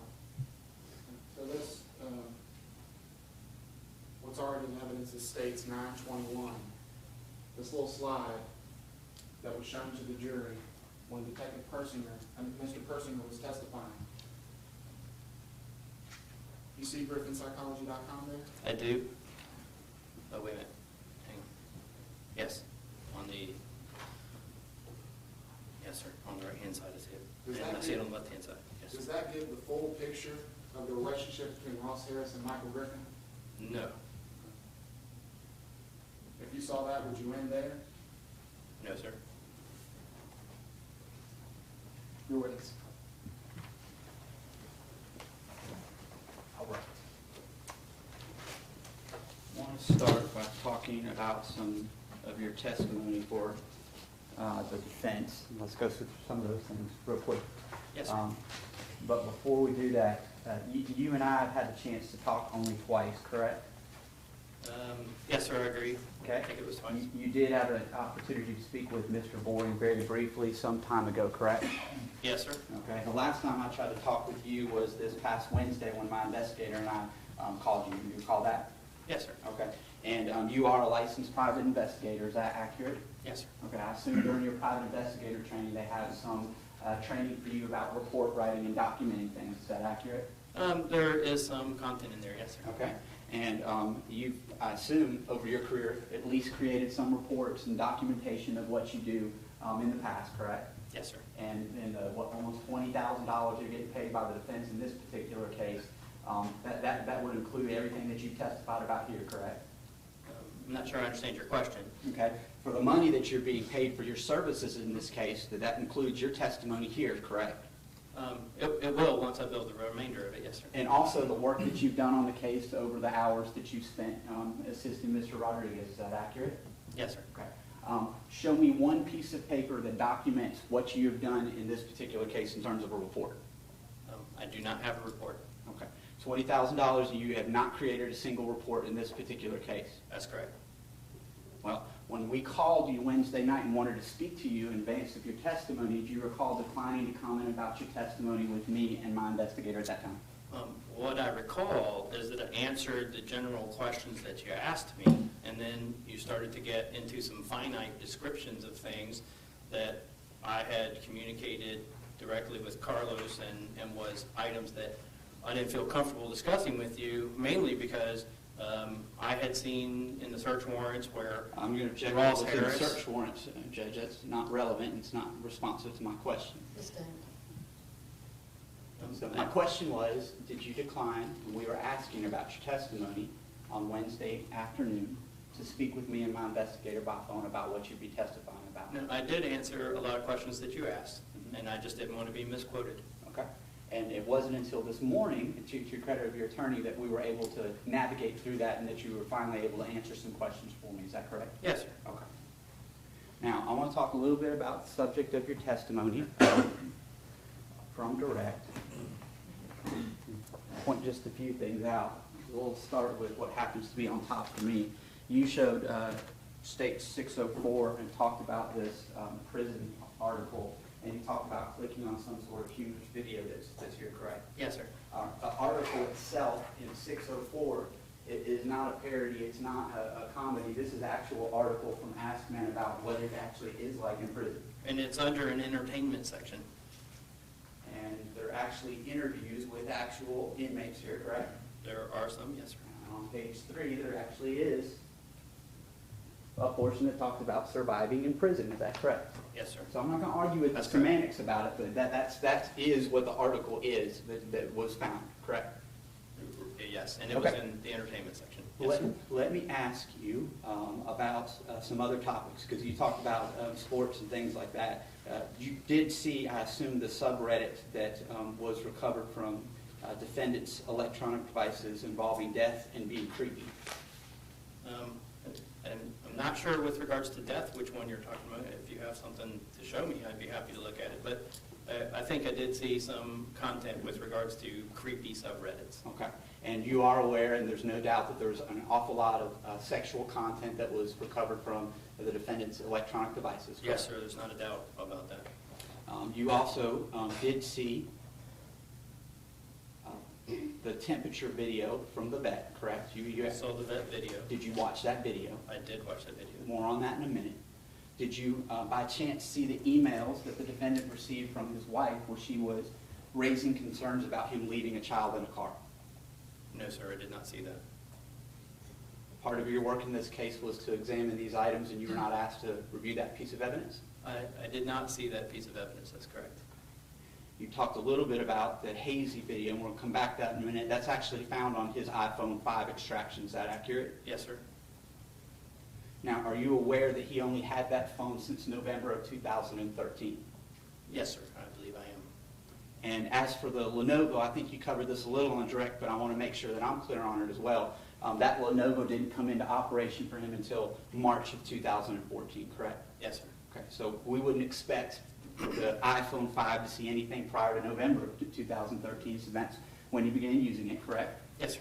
And similarly, we wouldn't expect to find anything prior to March of 2014 on the Lenovo, because that's when we know that he began using that. Is that accurate? Yes, sir, I agree. Okay. Sticking on the topic of your direct examination, you were asked a question if you found any search for criminal statutes on his phone. Did you miss the statutory rape thumbnail and the age of consent when you examined the phone? No, I believe I saw that there was a age of consent, I believe is what I just saw. Okay, so when we're talking about searching criminal statutes and things like that, there at least was one search that we can be clear about, because we have the code section for statutory rape and the age of consent that was on a thumbnail on the phone. Yeah, on the thumbnail I saw a age of consent. All right, let me ask you about some of the sex activity in the phone. You were able to say that from a forensic perspective, and I put that in quotes, from a forensic perspective, you didn't find it very hard to find whisper and kick and all of those types of apps. Is that correct? Yes, sir. Have you ever accessed the phone? The original phone? Yes. sir. You never looked on that phone at all? I've never seen that phone. If I asked you right now, where is that whisper app, where is kick, can you articulate for us where specifically that is? I only know that it was in a folder. I don't know where it was. Okay. And of course, if you aren't a computer guy such as yourself, it might be a little bit more difficult for a layperson such as a wife to be able to find that app, particularly if it's under the weather section. Yes. Okay. The shadow copy that you talked about, when I asked you about that this morning, that was the first time you raised that with us, is that correct? Yes, sir. Okay, so staying on the topic of the shadow copy, you articulated two dates that you saw there, June the 17th and June the 13th, is that correct? That's correct. Are you aware that those two dates are after the manual purge of June the 6th? One of them, yes, that's correct. No, June 17th and June 13th is the dates that you gave. But, no, I understand that, but I think that there might have been a question about how many purges that there were, but yes, sir, I agree. June 6th was the manual purge date. You agree that those two dates come after June the 6th? Yes, sir, I do. I want to ask you a little bit about what your testimony was about a program to delete content. You testified that you didn't find that, correct? I did not find a program that I thought was used to delete content. The Yes. difference between a program to delete content, though, and settings that might be set up in a web browser that would automatically purge data. Is that correct? I'm not sure what the question is, So but can you if your rephrase? settings for Google Chrome, for example, are set to automatically purge every 90 days, that's not technically an app, but that is a setting that can be set up on the computer through that website. Sure, absolutely. Not website, but application, yes, sir. And of course, the data that we find on extracted devices is not the exclusive story. You mentioned a couple times data overwriting, correct? Yes. Since you brought that up, I want to make sure that the jury knows exactly what that means. When you have an electronic device, in order to save space, over a period of time, some data is eventually going to be overwritten by new data. Is that accurate? Yes, sir, it is. And it's not always capable, we're not always capable of getting that data, particularly if it is overwritten. Absolutely not, you cannot. After it's overwritten, it is gone. Now, you left off with your directs while talking a little bit about Griffin's psychology. Are you aware that these were used as demonstrative aids? In other words, examples of something during the testimony in this case? I was made aware of it last week, yes, sir. Okay. What demonstrative aids have you prepared for court today? None. If you wanted to, could you have gone back and made a demonstrative aid and used some sort of example, whether it's Griffin, psychology or whatever? Is that something you're capable of doing? Yes, sir. Have you made demonstrative aids for court before? I have certainly made reports. Yes, I believe I've made a demonstrative aid before, yes, sir. Let me ask you this. I noticed that you had a list of cases that you've worked on in your CV. Most of those are civil cases, is that correct? There are some criminal cases, yes. For the criminal case, have you ever worked as a prosecution? No, probably not. No. All right. You've only testified as a defense expert, is that accurate? Or in a civil context? I've done affidavits for prosecution before. The forensic work that was done in this particular case, Cellbrite, you're familiar with that? Yes, sir. N-Case, you're familiar with that? Yes, sir. Internet Evidence Finder, you're familiar with that, correct? Yes, sir. VPN, you know what a VPN is, correct? Yes, sir. And you as a web developer are familiar with all of these things and familiar with how you develop websites yourself, correct? Yeah, the basics of, I don't do it every day, but yes, sir. Do you have subscriptions to all of these things that we talked about, Cellbrite, N-Case, and IEF in particular? Yes. Okay. And it's not remarkable in the least that forensic analysis units might use these. These are pretty standard things that you use within the industry, correct? Yes. And periodically, you're required to update those to make sure that they're accurately parsing through data as apps are being developed and updated as well, correct? But you don't have to update, you don't have to buy new versions, or at some point in time, if you're happy with where you're at, you don't necessarily have to purchase the new version. But yes, sir, you can if you choose to. I want to talk about a little bit about the manual purge here. You testified that as a web developer that you didn't find that to be terribly significant, and kind of gave an example there. That's one reason why you might want to do a purge, like an intentional purge of your account. You agree with that? Yeah, I've also seen it when people go to a lot of porn sites and they want to make sure their wife or somebody can't find that as well. But on his work computer, he wasn't going to porn sites, as best I could tell. Okay. Well, let's talk about that. One of the things we could do is we could actually look at the Lenovo itself, and we've done that, and we have that data that's been recovered, correct? Mm-hmm. Another thing we could do is we could look at the other circumstances surrounding how he's using his electronic devices. Is that accurate? Yes, sir. Okay, so I'm going to show you State's Exhibit number 51 by way of example. We can look through this together if you don't mind. Sure, no problem. Do you, excuse me, this is Defendant's 51. Do you recognize this to be in the web history from the iPhone 5? Yes, I've seen this information before. I've got my copy of Defendant's 51 in front of me. I'm going to start on the back page. You see, for example, CDC, sexually transmitted disease, that was included in that web search, correct? Can you show me where you're looking? Sure. Yes, that's it. 45? I got it. Yes, sir, that's correct. How about psychopathia sexualis in line 42? Do you see that? Yes, sir, I do. Okay. There's another CDC entry in line 39. Do you see that as well? Yes, sir. We have a Google search for inappropriate. That's the word on line 34. Do you see that? Yes, sir. Land casual encounters, W4M, Craigslist, line 29. Do you see that? Yes, sir. All right. And then we've got Young and Wild, line 26. Do you see that as well? Very top of that second page. Yes, sir.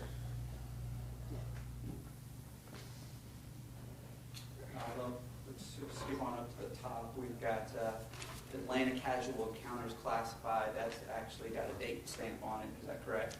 Yes, and additionally, I mean, I'll tell you, in his email, there was also a lot of content from Craigslist and pictures and things like that as well. Sure.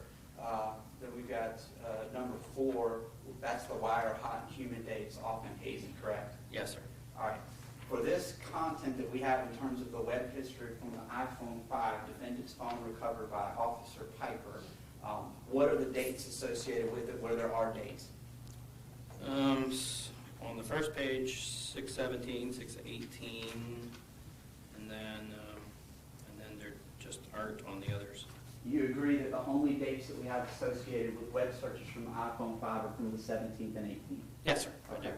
And why are hot and humid days often hazy? What's the date and time associated with that, please? That is 6/17, and it is showing at 9:12:56 a.m.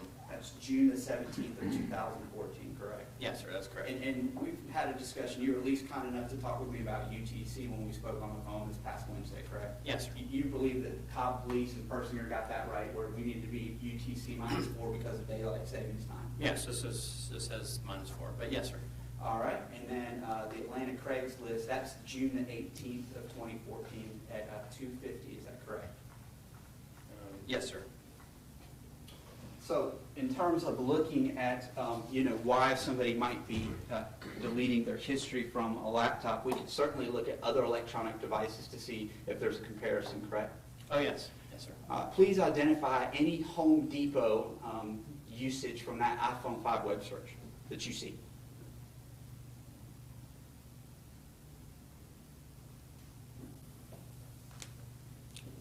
Let me flip it around. Would it be surprising for you to know that there isn't any?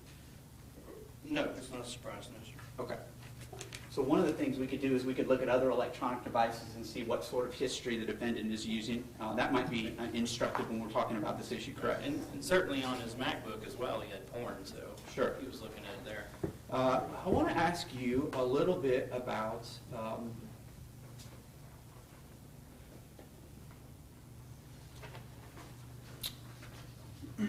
the web developing that you've had some experience dealing with. You've built websites before, correct? Yes, sir, I've done some basic websites, yes, The sir. exclusive way of clearing the cache is not the deletion of web history. Would you agree with that? Let me ask you this. What's F5 on the laptop? What's F5? Normally a refresh. Okay. And what's Control F5? I'm not sure. It depends on the application. So as a computer specialist, you're not familiar with the fact that Control F5 automatically updates your cache so that you don't have to delete your web history? No, I'm not familiar with it. You've never heard of that in your experience? I just haven't used those particular keys necessarily. Okay. So if that is the case, that F5 refreshes and Control F5 updates the cache, it certainly would be possible that you could do that update without deleting your content history. If what you say is true, then I agree. Yes, Okay.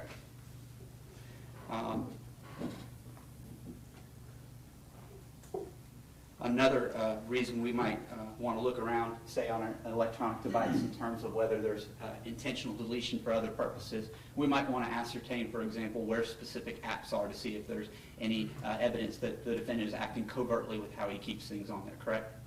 Okay, yes, sir? Would you agree that you're probably in a better position to be able to find apps on a phone as a forensic expert than most laypersons such as the members of this jury and even myself? But we would do that from, like Celebrite makes an image, and then we would parse the data from that, and we would be able to see the apps that were on the phone. We generally aren't looking at the phone live in most cases, but Did you ask to do that in this case? to look at the phone live? Yeah. No, sir, I did not ask to see it live. I want to show you two particular extraction reports, one of which is already in evidence, it states Exhibit 631, and you looked at that with me this morning, correct? Yes, sir. And then I'm going to show you states 936 as well. I showed it earlier to you this morning. It's a extraction, a whisper post from the date in question, tender 936. No objection? Yes, sir. Well, Do you agree? consistent with the Wait, objections that we had wait. originally made, Judge. I'm sorry. Just consistent with the objections that we had previously been making to the electronic evidence found on the phone. Noted for the record, you can proceed. Sorry, could you restate your question? You recognize these as both being reports that were generated for particular whisper chats that were extracted from defendant's iPhone 5? Yes, sir, I agree. Okay, I'm going to ask you some specific questions about that. Looking at states Exhibit 631 first, which is already in evidence.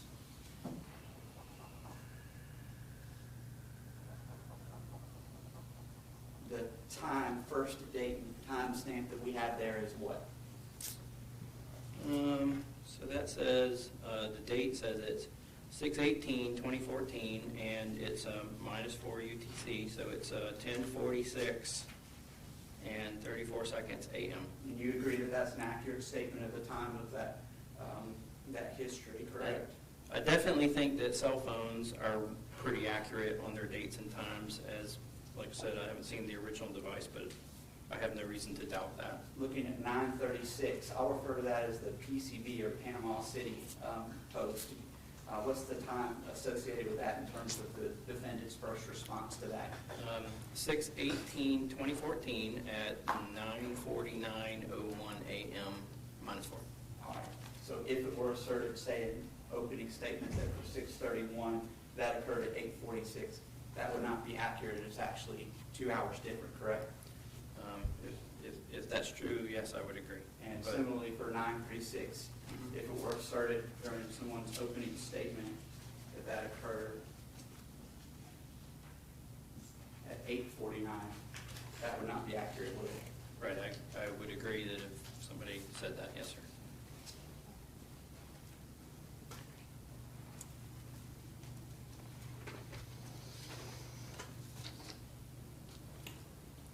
Understanding that there's a distinction between searching and clicking, you understand that distinction, correct? Yes, I believe so. Okay. And I'm not going to certainly argue any semantics with you or anything about the actual video that you saw. We'll refer to it as the hot car event video. You're familiar with that one, correct? Yes, sir. Okay. Whether it was accessed twice or once, it certainly shows twice, correct? That's what the report says. It says it was accessed twice with 1 second difference. Yes, sir. There's no doubt, though, that it was at least accessed once, correct? Yes, sir, that's correct. And you're familiar with the fact that that requires an actual clicking. It does not autoplay, correct? I agree with you. Yes, sir. There had to be some human activity in order to be able to access that video and be able to get it to play. Yes, sir, he definitely clicked on the video and watched it. And so we're talking about really two separate actions here, because it's the first looking at the Reddit, and then from the Reddit clicking on that taking you to YouTube, correct? Yes, it was from Reddit and then launched YouTube. Yes. So, but a manual user would have to actually use a mouse. He to did click. click on it and he did watch it. Yes. And of course, if he admitted as much to the police as well, then, whether it was once or twice, I mean, that really wouldn't matter as much. It's an admission, would you agree? Yes, if he admitted that he watched it, then yes, and it seems to correlate with the evidence. He did watch it. Okay. And then in terms of the divorce, did you find that divorce activity from May the 9th? Yes, I found a divorce checklist. Right. And that divorce checklist, just like we've talked about with the video, requires a manual click by the user in order to get there, correct? It does appear that there is a manual click. I believe there was also a second time that that item showed up as well. I believe it showed up again on May 13th. I didn't find any content from the page on the device, so I didn't find any other items that showed up as the divorce content, but I did see divorce checklist on the, it's the Home Depot HR site, so on the HR site, he saw that. All right, and then in terms of the particular whisper post that's of significant interest here, $3.99, and of course the conversation 400, you saw this whisper post about, I hate being married with kids, the novelty is worn off, correct? Yes, sir. And you also saw his response, which began at what time, please, looking at states? Yes. So this is at 6:18:14, and it is at 8:55 and 19 seconds a.m. UTC -4, so it appears to be correct. All right. And specifically, I miss having time to myself and going out with friends. That's what the defendant responded to this post, correct? That is correct. And then the next time he responds, my wife gets upset when I go out with my friends. And then shortly after there, I love my son and all, but we both need escapes. What are the times associated with those two messages to the whisper post? Those are again, on the same day at 9:15 a.m., 9:15 and 15 seconds a.m., and again, 9:15 and 33 seconds a.m. And what is the last time defendant responds? The last time exchange of is, messaging? he says, we both need that, and it says at 9:24 and 28 seconds a.m., UTC -4. So in this particular case, you're aware that Cobb Police found the illicit messaging, correct? Yes, sir.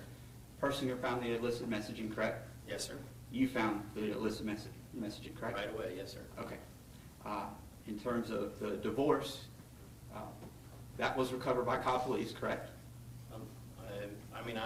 I saw it in the list, yes, Right. and I saw it myself as well in my searches. Persinger discovered that, and you did as well, correct? Yes, sir, that's correct. In terms of the video, the vet video, police found that video. You're aware of that, correct? Yes, Okay. Persinger found that video, and you too found that video and can confirm for us, correct? absolutely. And that video was viewed 5 days prior to the defendant leaving his child in the car. Yes, sir. And that final whisper post that we just looked at, Cobb Police found that whisper post. You're aware of that? Yes, sir. Jim Persinger found that whisper post, correct? Yes, sir. And you can confirm that you also found that post from the morning of June the 18th, 2014 as well. That's correct. Just a moment, Judge.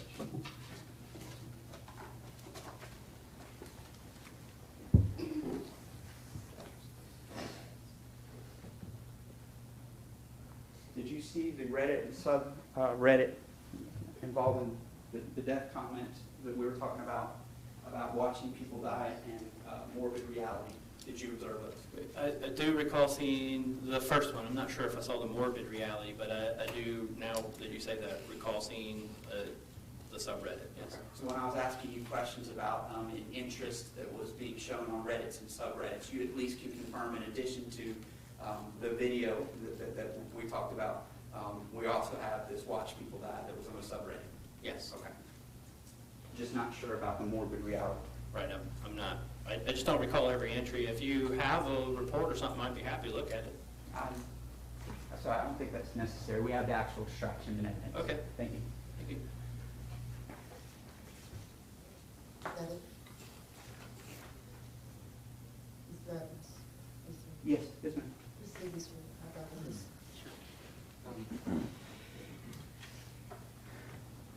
You don't know if Ross was interested in subreddit or had subscribed to the subreddit or some group of Watch People Die or anything like that? I don't recall seeing that in a subscription or anything from that standpoint. No, I don't recall that. Did he click on a bunch of random topics?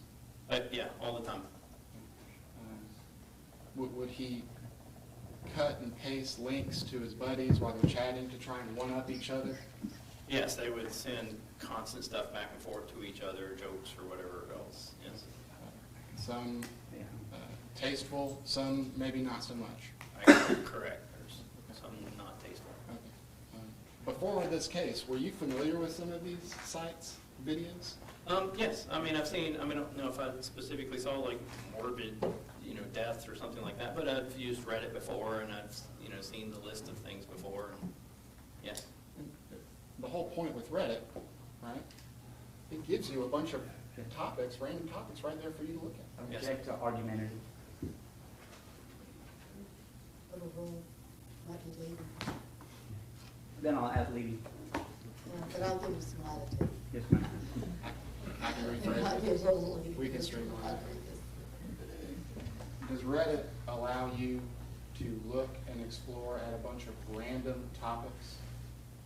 Yes, it is. I mean, it's a user-based site, so they post whatever content is on there, and you click on things that you like, and it pushes things up, and there's community lists and things like that. Can you click on things that you don't like, Sure. that you don't approve of, I mean, right? right, I mean, it's other than the fact that it's user-based, I mean, it's not a lot different than something like CNN or something where there is, you don't have to click on something you don't want to see. You don't know all the time sometimes when you click on stuff what you're going to see.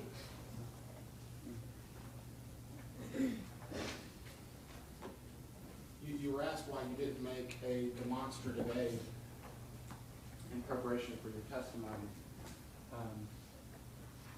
You're aware that this was shown to the jury as a demonstrative aid. Yes, sir. Okay. You're aware that there was testimony about Ross being crafty and Dr. Jekyll and Mr. Hyde. Yes. Okay. And I made you aware that this was shown to the jury to suggest that Ross was trying to hide his internet activity.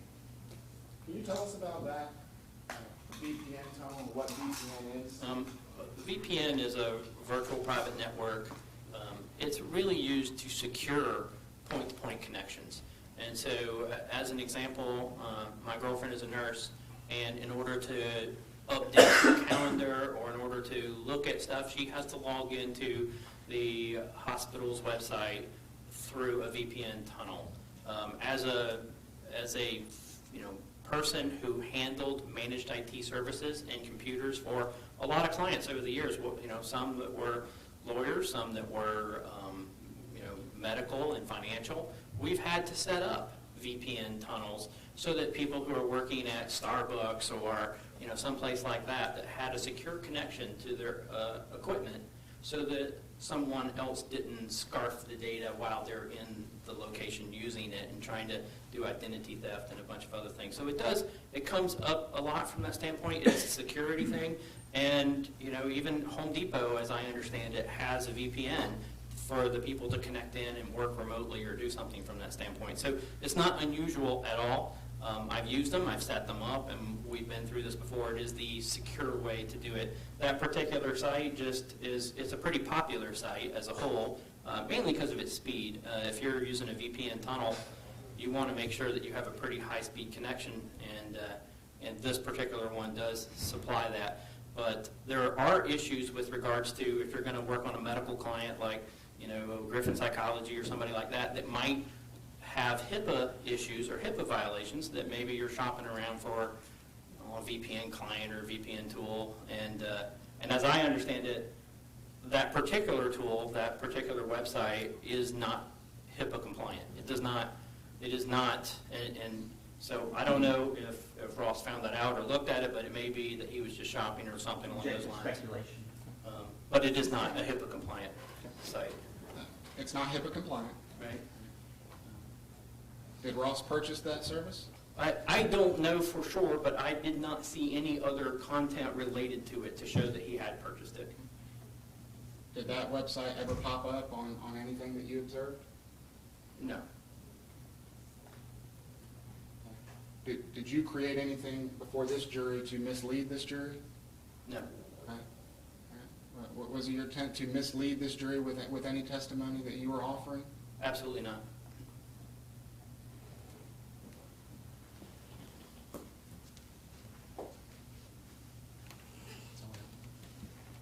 terms of misleading the jury, do you agree that the best way to ascertain when a device is being used is to look at the content that's on the device? Yes, sir. Okay. So if there's a question about whether a phone, for example, which can be used for benign purposes, is being used for some illicit, we could look at the phone, correct? That would be the best evidence. Well, I don't know if you mean the physical phone, or do you mean an image? Extraction. So I'm looking at the extractions. I have looked at the extractions, the copies of the phone. While laptops and computers and electronic devices can be used for all kinds of purposes that aren't so sinister and things like that, they can also be used for very bad things too. You know that in your experience, correct? Absolutely, yes, sir. And perhaps the best way, so we're not misleading anyone, would be to look at the extractions of those actual devices. Would you agree? Yes, sir. Thank you. You can step down. Thank you. Yes.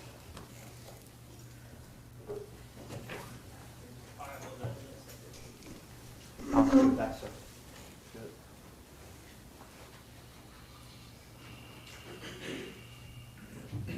Yes, sir.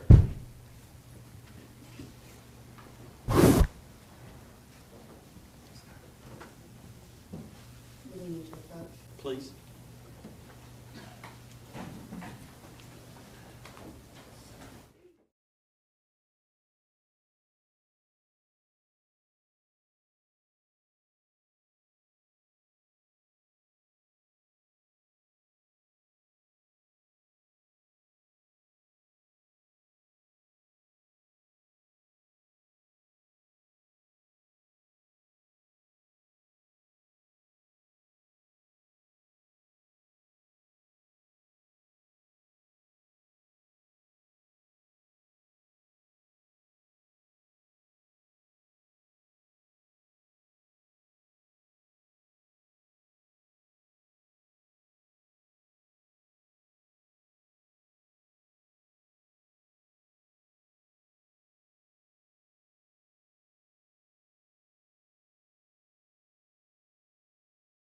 I need to ask you to step outside and take another little break, which I know y'all do, since it's a back. It's all right. Close your notepad, keep it up in mind, don't discuss the matter. Please watch your step going down. And we're moving at a proper pace, so don't worry, we're moving at a proper pace. It's important to know.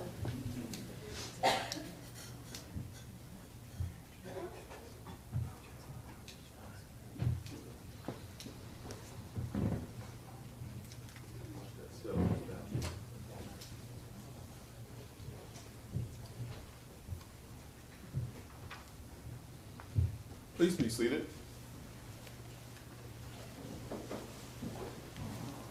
The record can reflect the bench conference. We're going to take a recess for the defense to take next steps in moving the case along, and we'll have a report back in how long we anticipate. 15 minutes. All right, we'll anticipate 25 till, but if you need a little more time, let the deputy know. And this deputy will let us know, we'll work with you. Okay. Let's take a recess.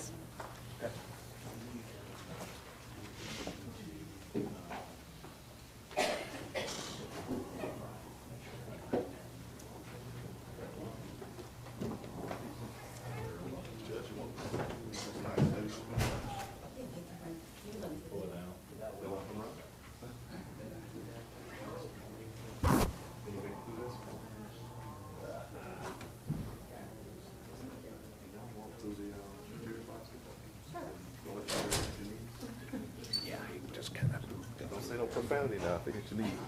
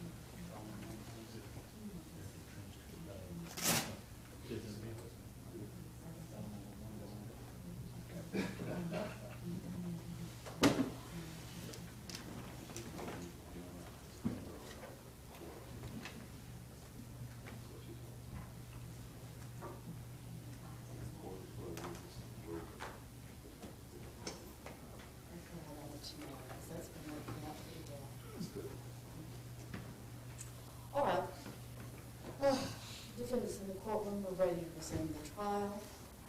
What is the status of the defendant's case?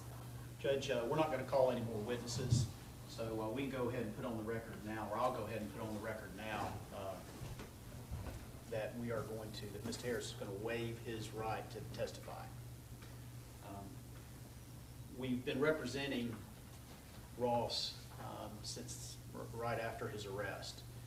So we've had an over 2-year relationship. During the course of our representation, we certainly have had the opportunity to discuss with him the fact that he has the right, constitutional right, to testify. So he's not aware of it just because we're in trial the last couple of weeks. He's aware of it because it's conversations that we've had over an extended period of time.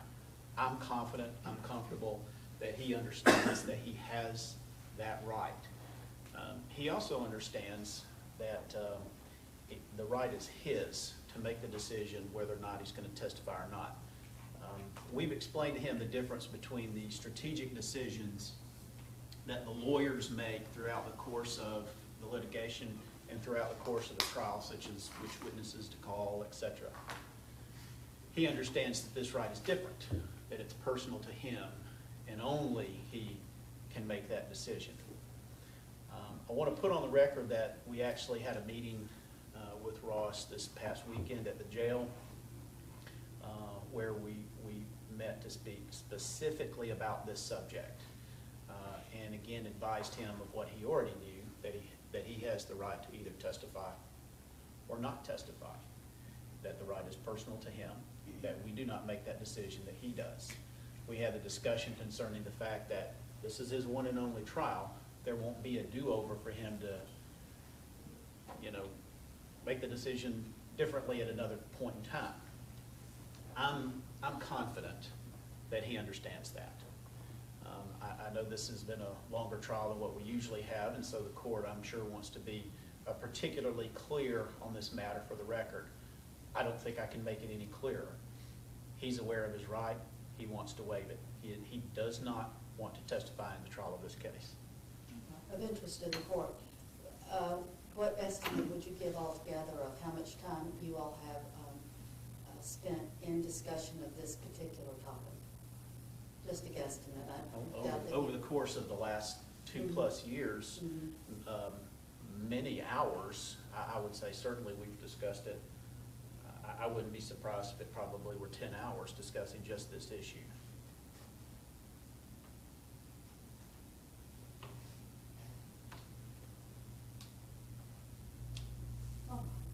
Mr. Kilgore, thank you.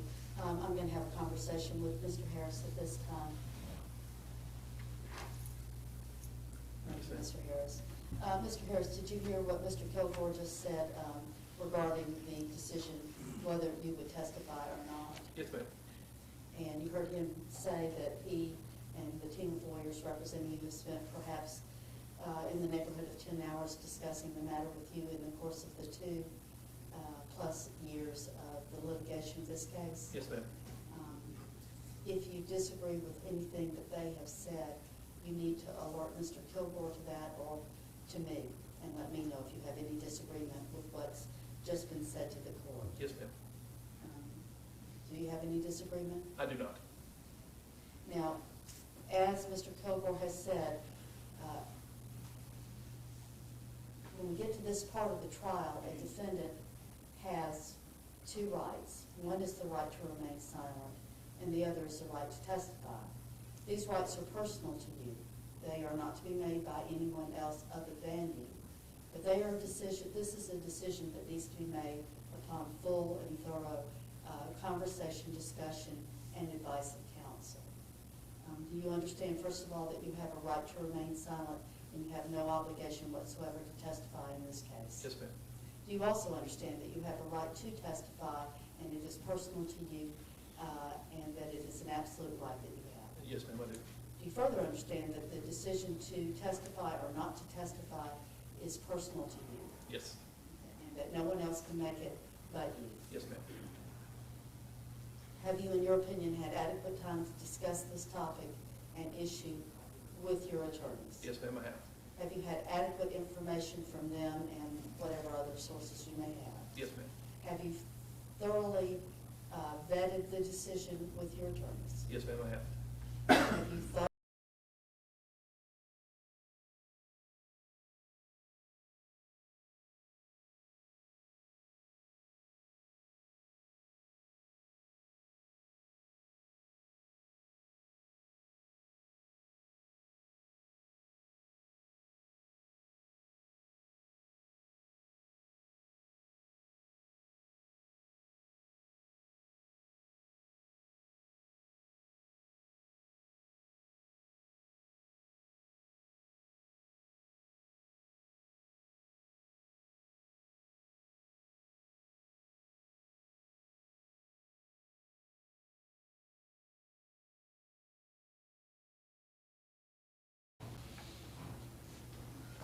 Well, I think that builds a record, and I think we're ready to move forward.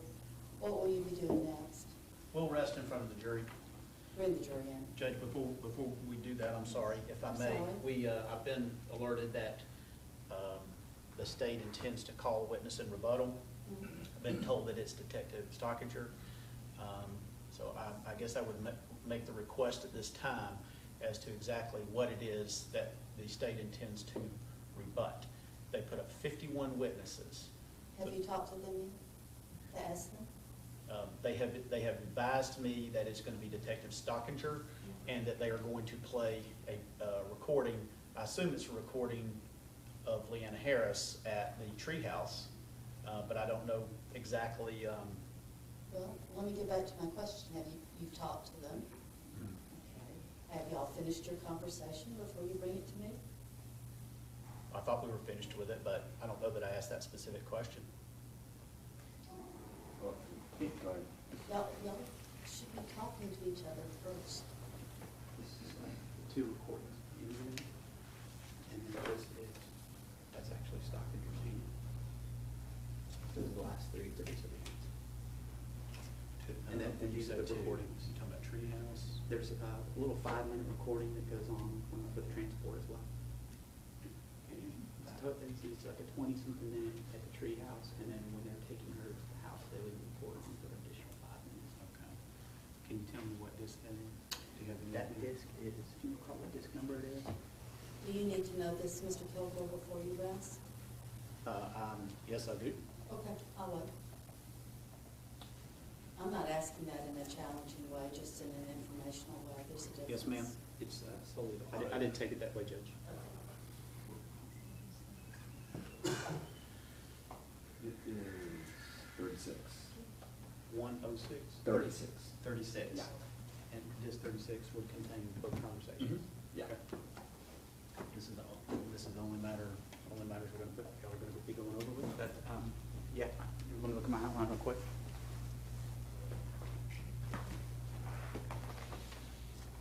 Yeah, measurement, her interview, I'm going to end with her interview. That's it? I'm ready to rest. Well, just let me reassert the reason I have y'all talk to one another. The rules of evidence, the rules of procedure, the rules of discovery are legion. They set out pretty much how these things are to be conducted, and you all 6 of you are experts in this area. I like to think I'm somewhat expert too, but the rules also favor that I resolve issues that you have a disagreement on. And it's my preference that when you all can communicate with one another and handle things, you bring things last to me, not first to me, because I don't need to interject myself in the nature of being an extra lawyer in the case. I need to be neutral. So that's why I keep forcing y'all to do this. And I know y'all know that, but I know that sometimes, like when you're trying to decide whether to rest in front of the jury, you kind of need some immediate information, and I understand that. But that's my default. This is the way I'm always going to go. It's just like judges are not supposed to get involved in negotiations on pleas, to leave that to the parties to do what you're supposed to do, to be advocates and litigators, and not get me in the mix of that part of what you do. So you did it well, and I appreciate it. You bring the jury in. Bring the jury in. Let's all rise for the jury, please.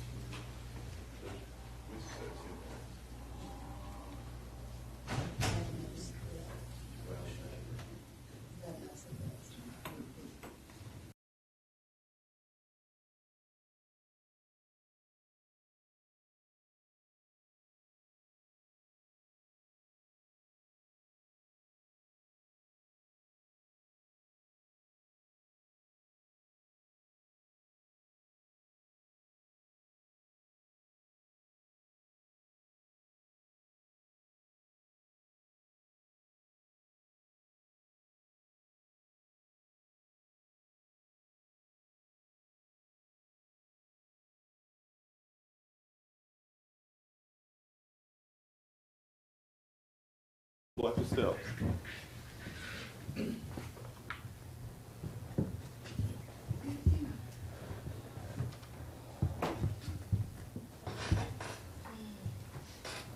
Please watch your step.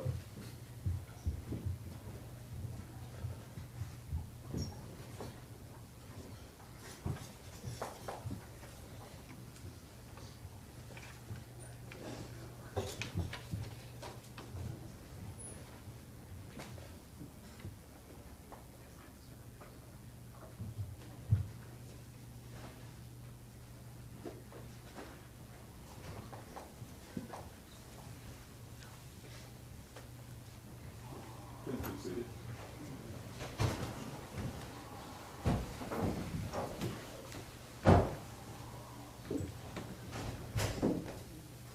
We'll reconvene the case. What says the defense? On behalf of Ross, we rest our case. Thank you, Mr. Claiborne. Will the state have evidence at this time? Judge, we have one rebuttal witness. I expect the direct of him, including the playing of recording, to last probably an hour, maybe a little bit less than that. We'll be ready to do that this afternoon. And then there'll be some cross-examination as well. Ladies and gentlemen, when we started the trial, I gave you an overview. I said we would begin with opening statements, and then you would hear the evidence. Then we would have argument, and I would instruct you on the law, and you would deliberate. You heard the opening statements. The state presented its case. The state rested. The defense has presented its case. The defense has rested. At this time, there can be additional evidence in the nature of what's called rebuttal evidence. The state has indicated that they have that evidence to offer this afternoon, and they've indicated a time frame. So it is sensible for us to have lunch and come back and have evidence again this afternoon. I told y'all yesterday I was hoping we would have a full day, and so we're making good use and good management of our time, and I think that's important. But there's no reason to get started, for 10 minutes and then take a break. That doesn't make any sense either. So let's take a lunch recess. Ms. Risa says that it's almost ready, and then we'll come back at 1 o'clock and we'll move back into our evidence. Close your notepads, open mind, no conversations. Just enjoy each other's company and have your lunch. Thank you all. Let's all rise, please. Please watch your step going down. Here you go.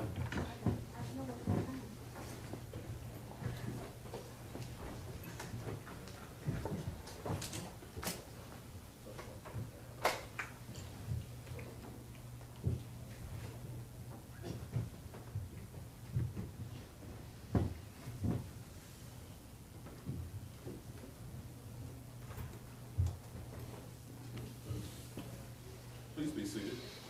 We can just wait till 1. You'll have good lunch. Thank you, Ari. Thank you.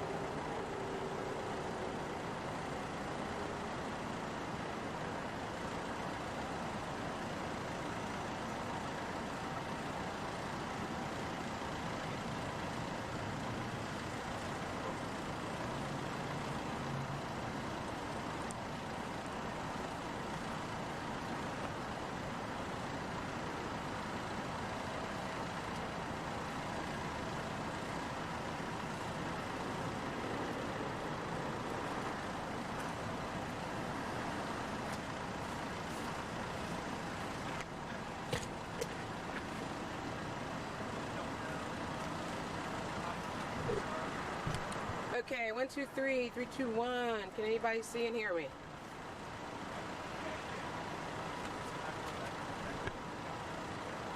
Hello, hello? Hello, hello?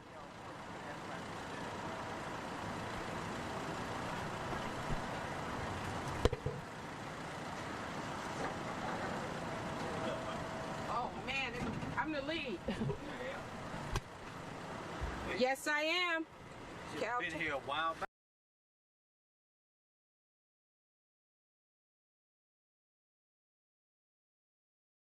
What happened? That you just not getting. Okay, we'll do. The judge just asked Harris if he wanted to testify, and he responded. So Cal changed the fight. We're not using what Aon did. We, blah, blah, blah. I'm the lead. We're changing everything. Okay, so. You weren't supposed to be the lead? No. I can't. Can I hear the lead in to me, please?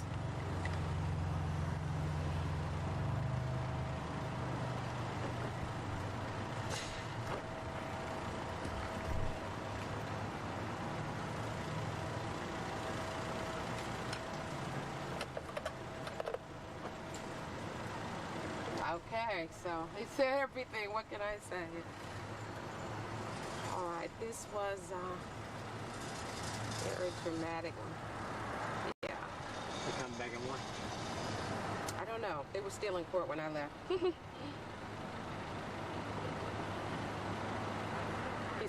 He said yes. Yeah.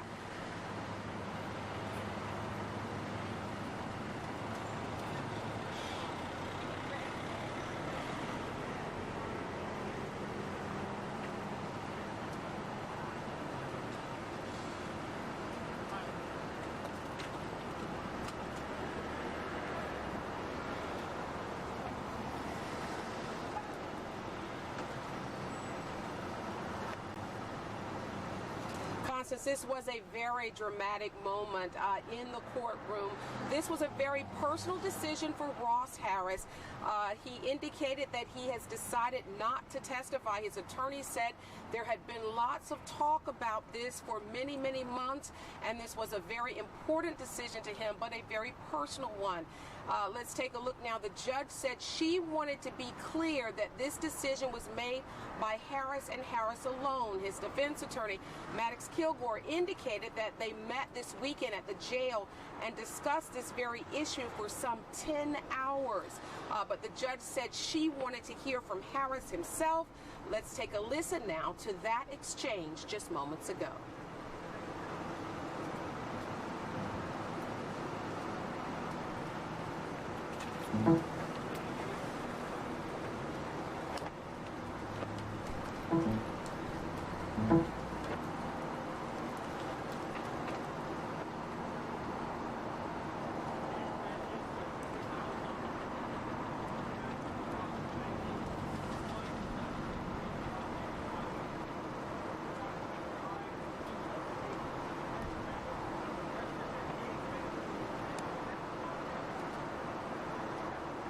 So Judge Mary Staley Clark thought it was very important to hear from Harris himself in such a very high-profile case. Now, the defense has rested, as you indicated, but the state says they have a rebuttal witness. That is a witness we will hear this afternoon.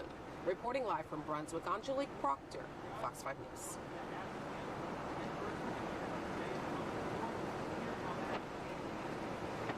Okay, thank you. Good job. Okay, Cal Calloway says well done. That's a big compliment. Did you ring it first? Yes, I did. So you say back at 1. Yeah. I tried this Indigo place. Let me be honest with you. It's almost better for me to skip lunch on Fridays to get my packages done.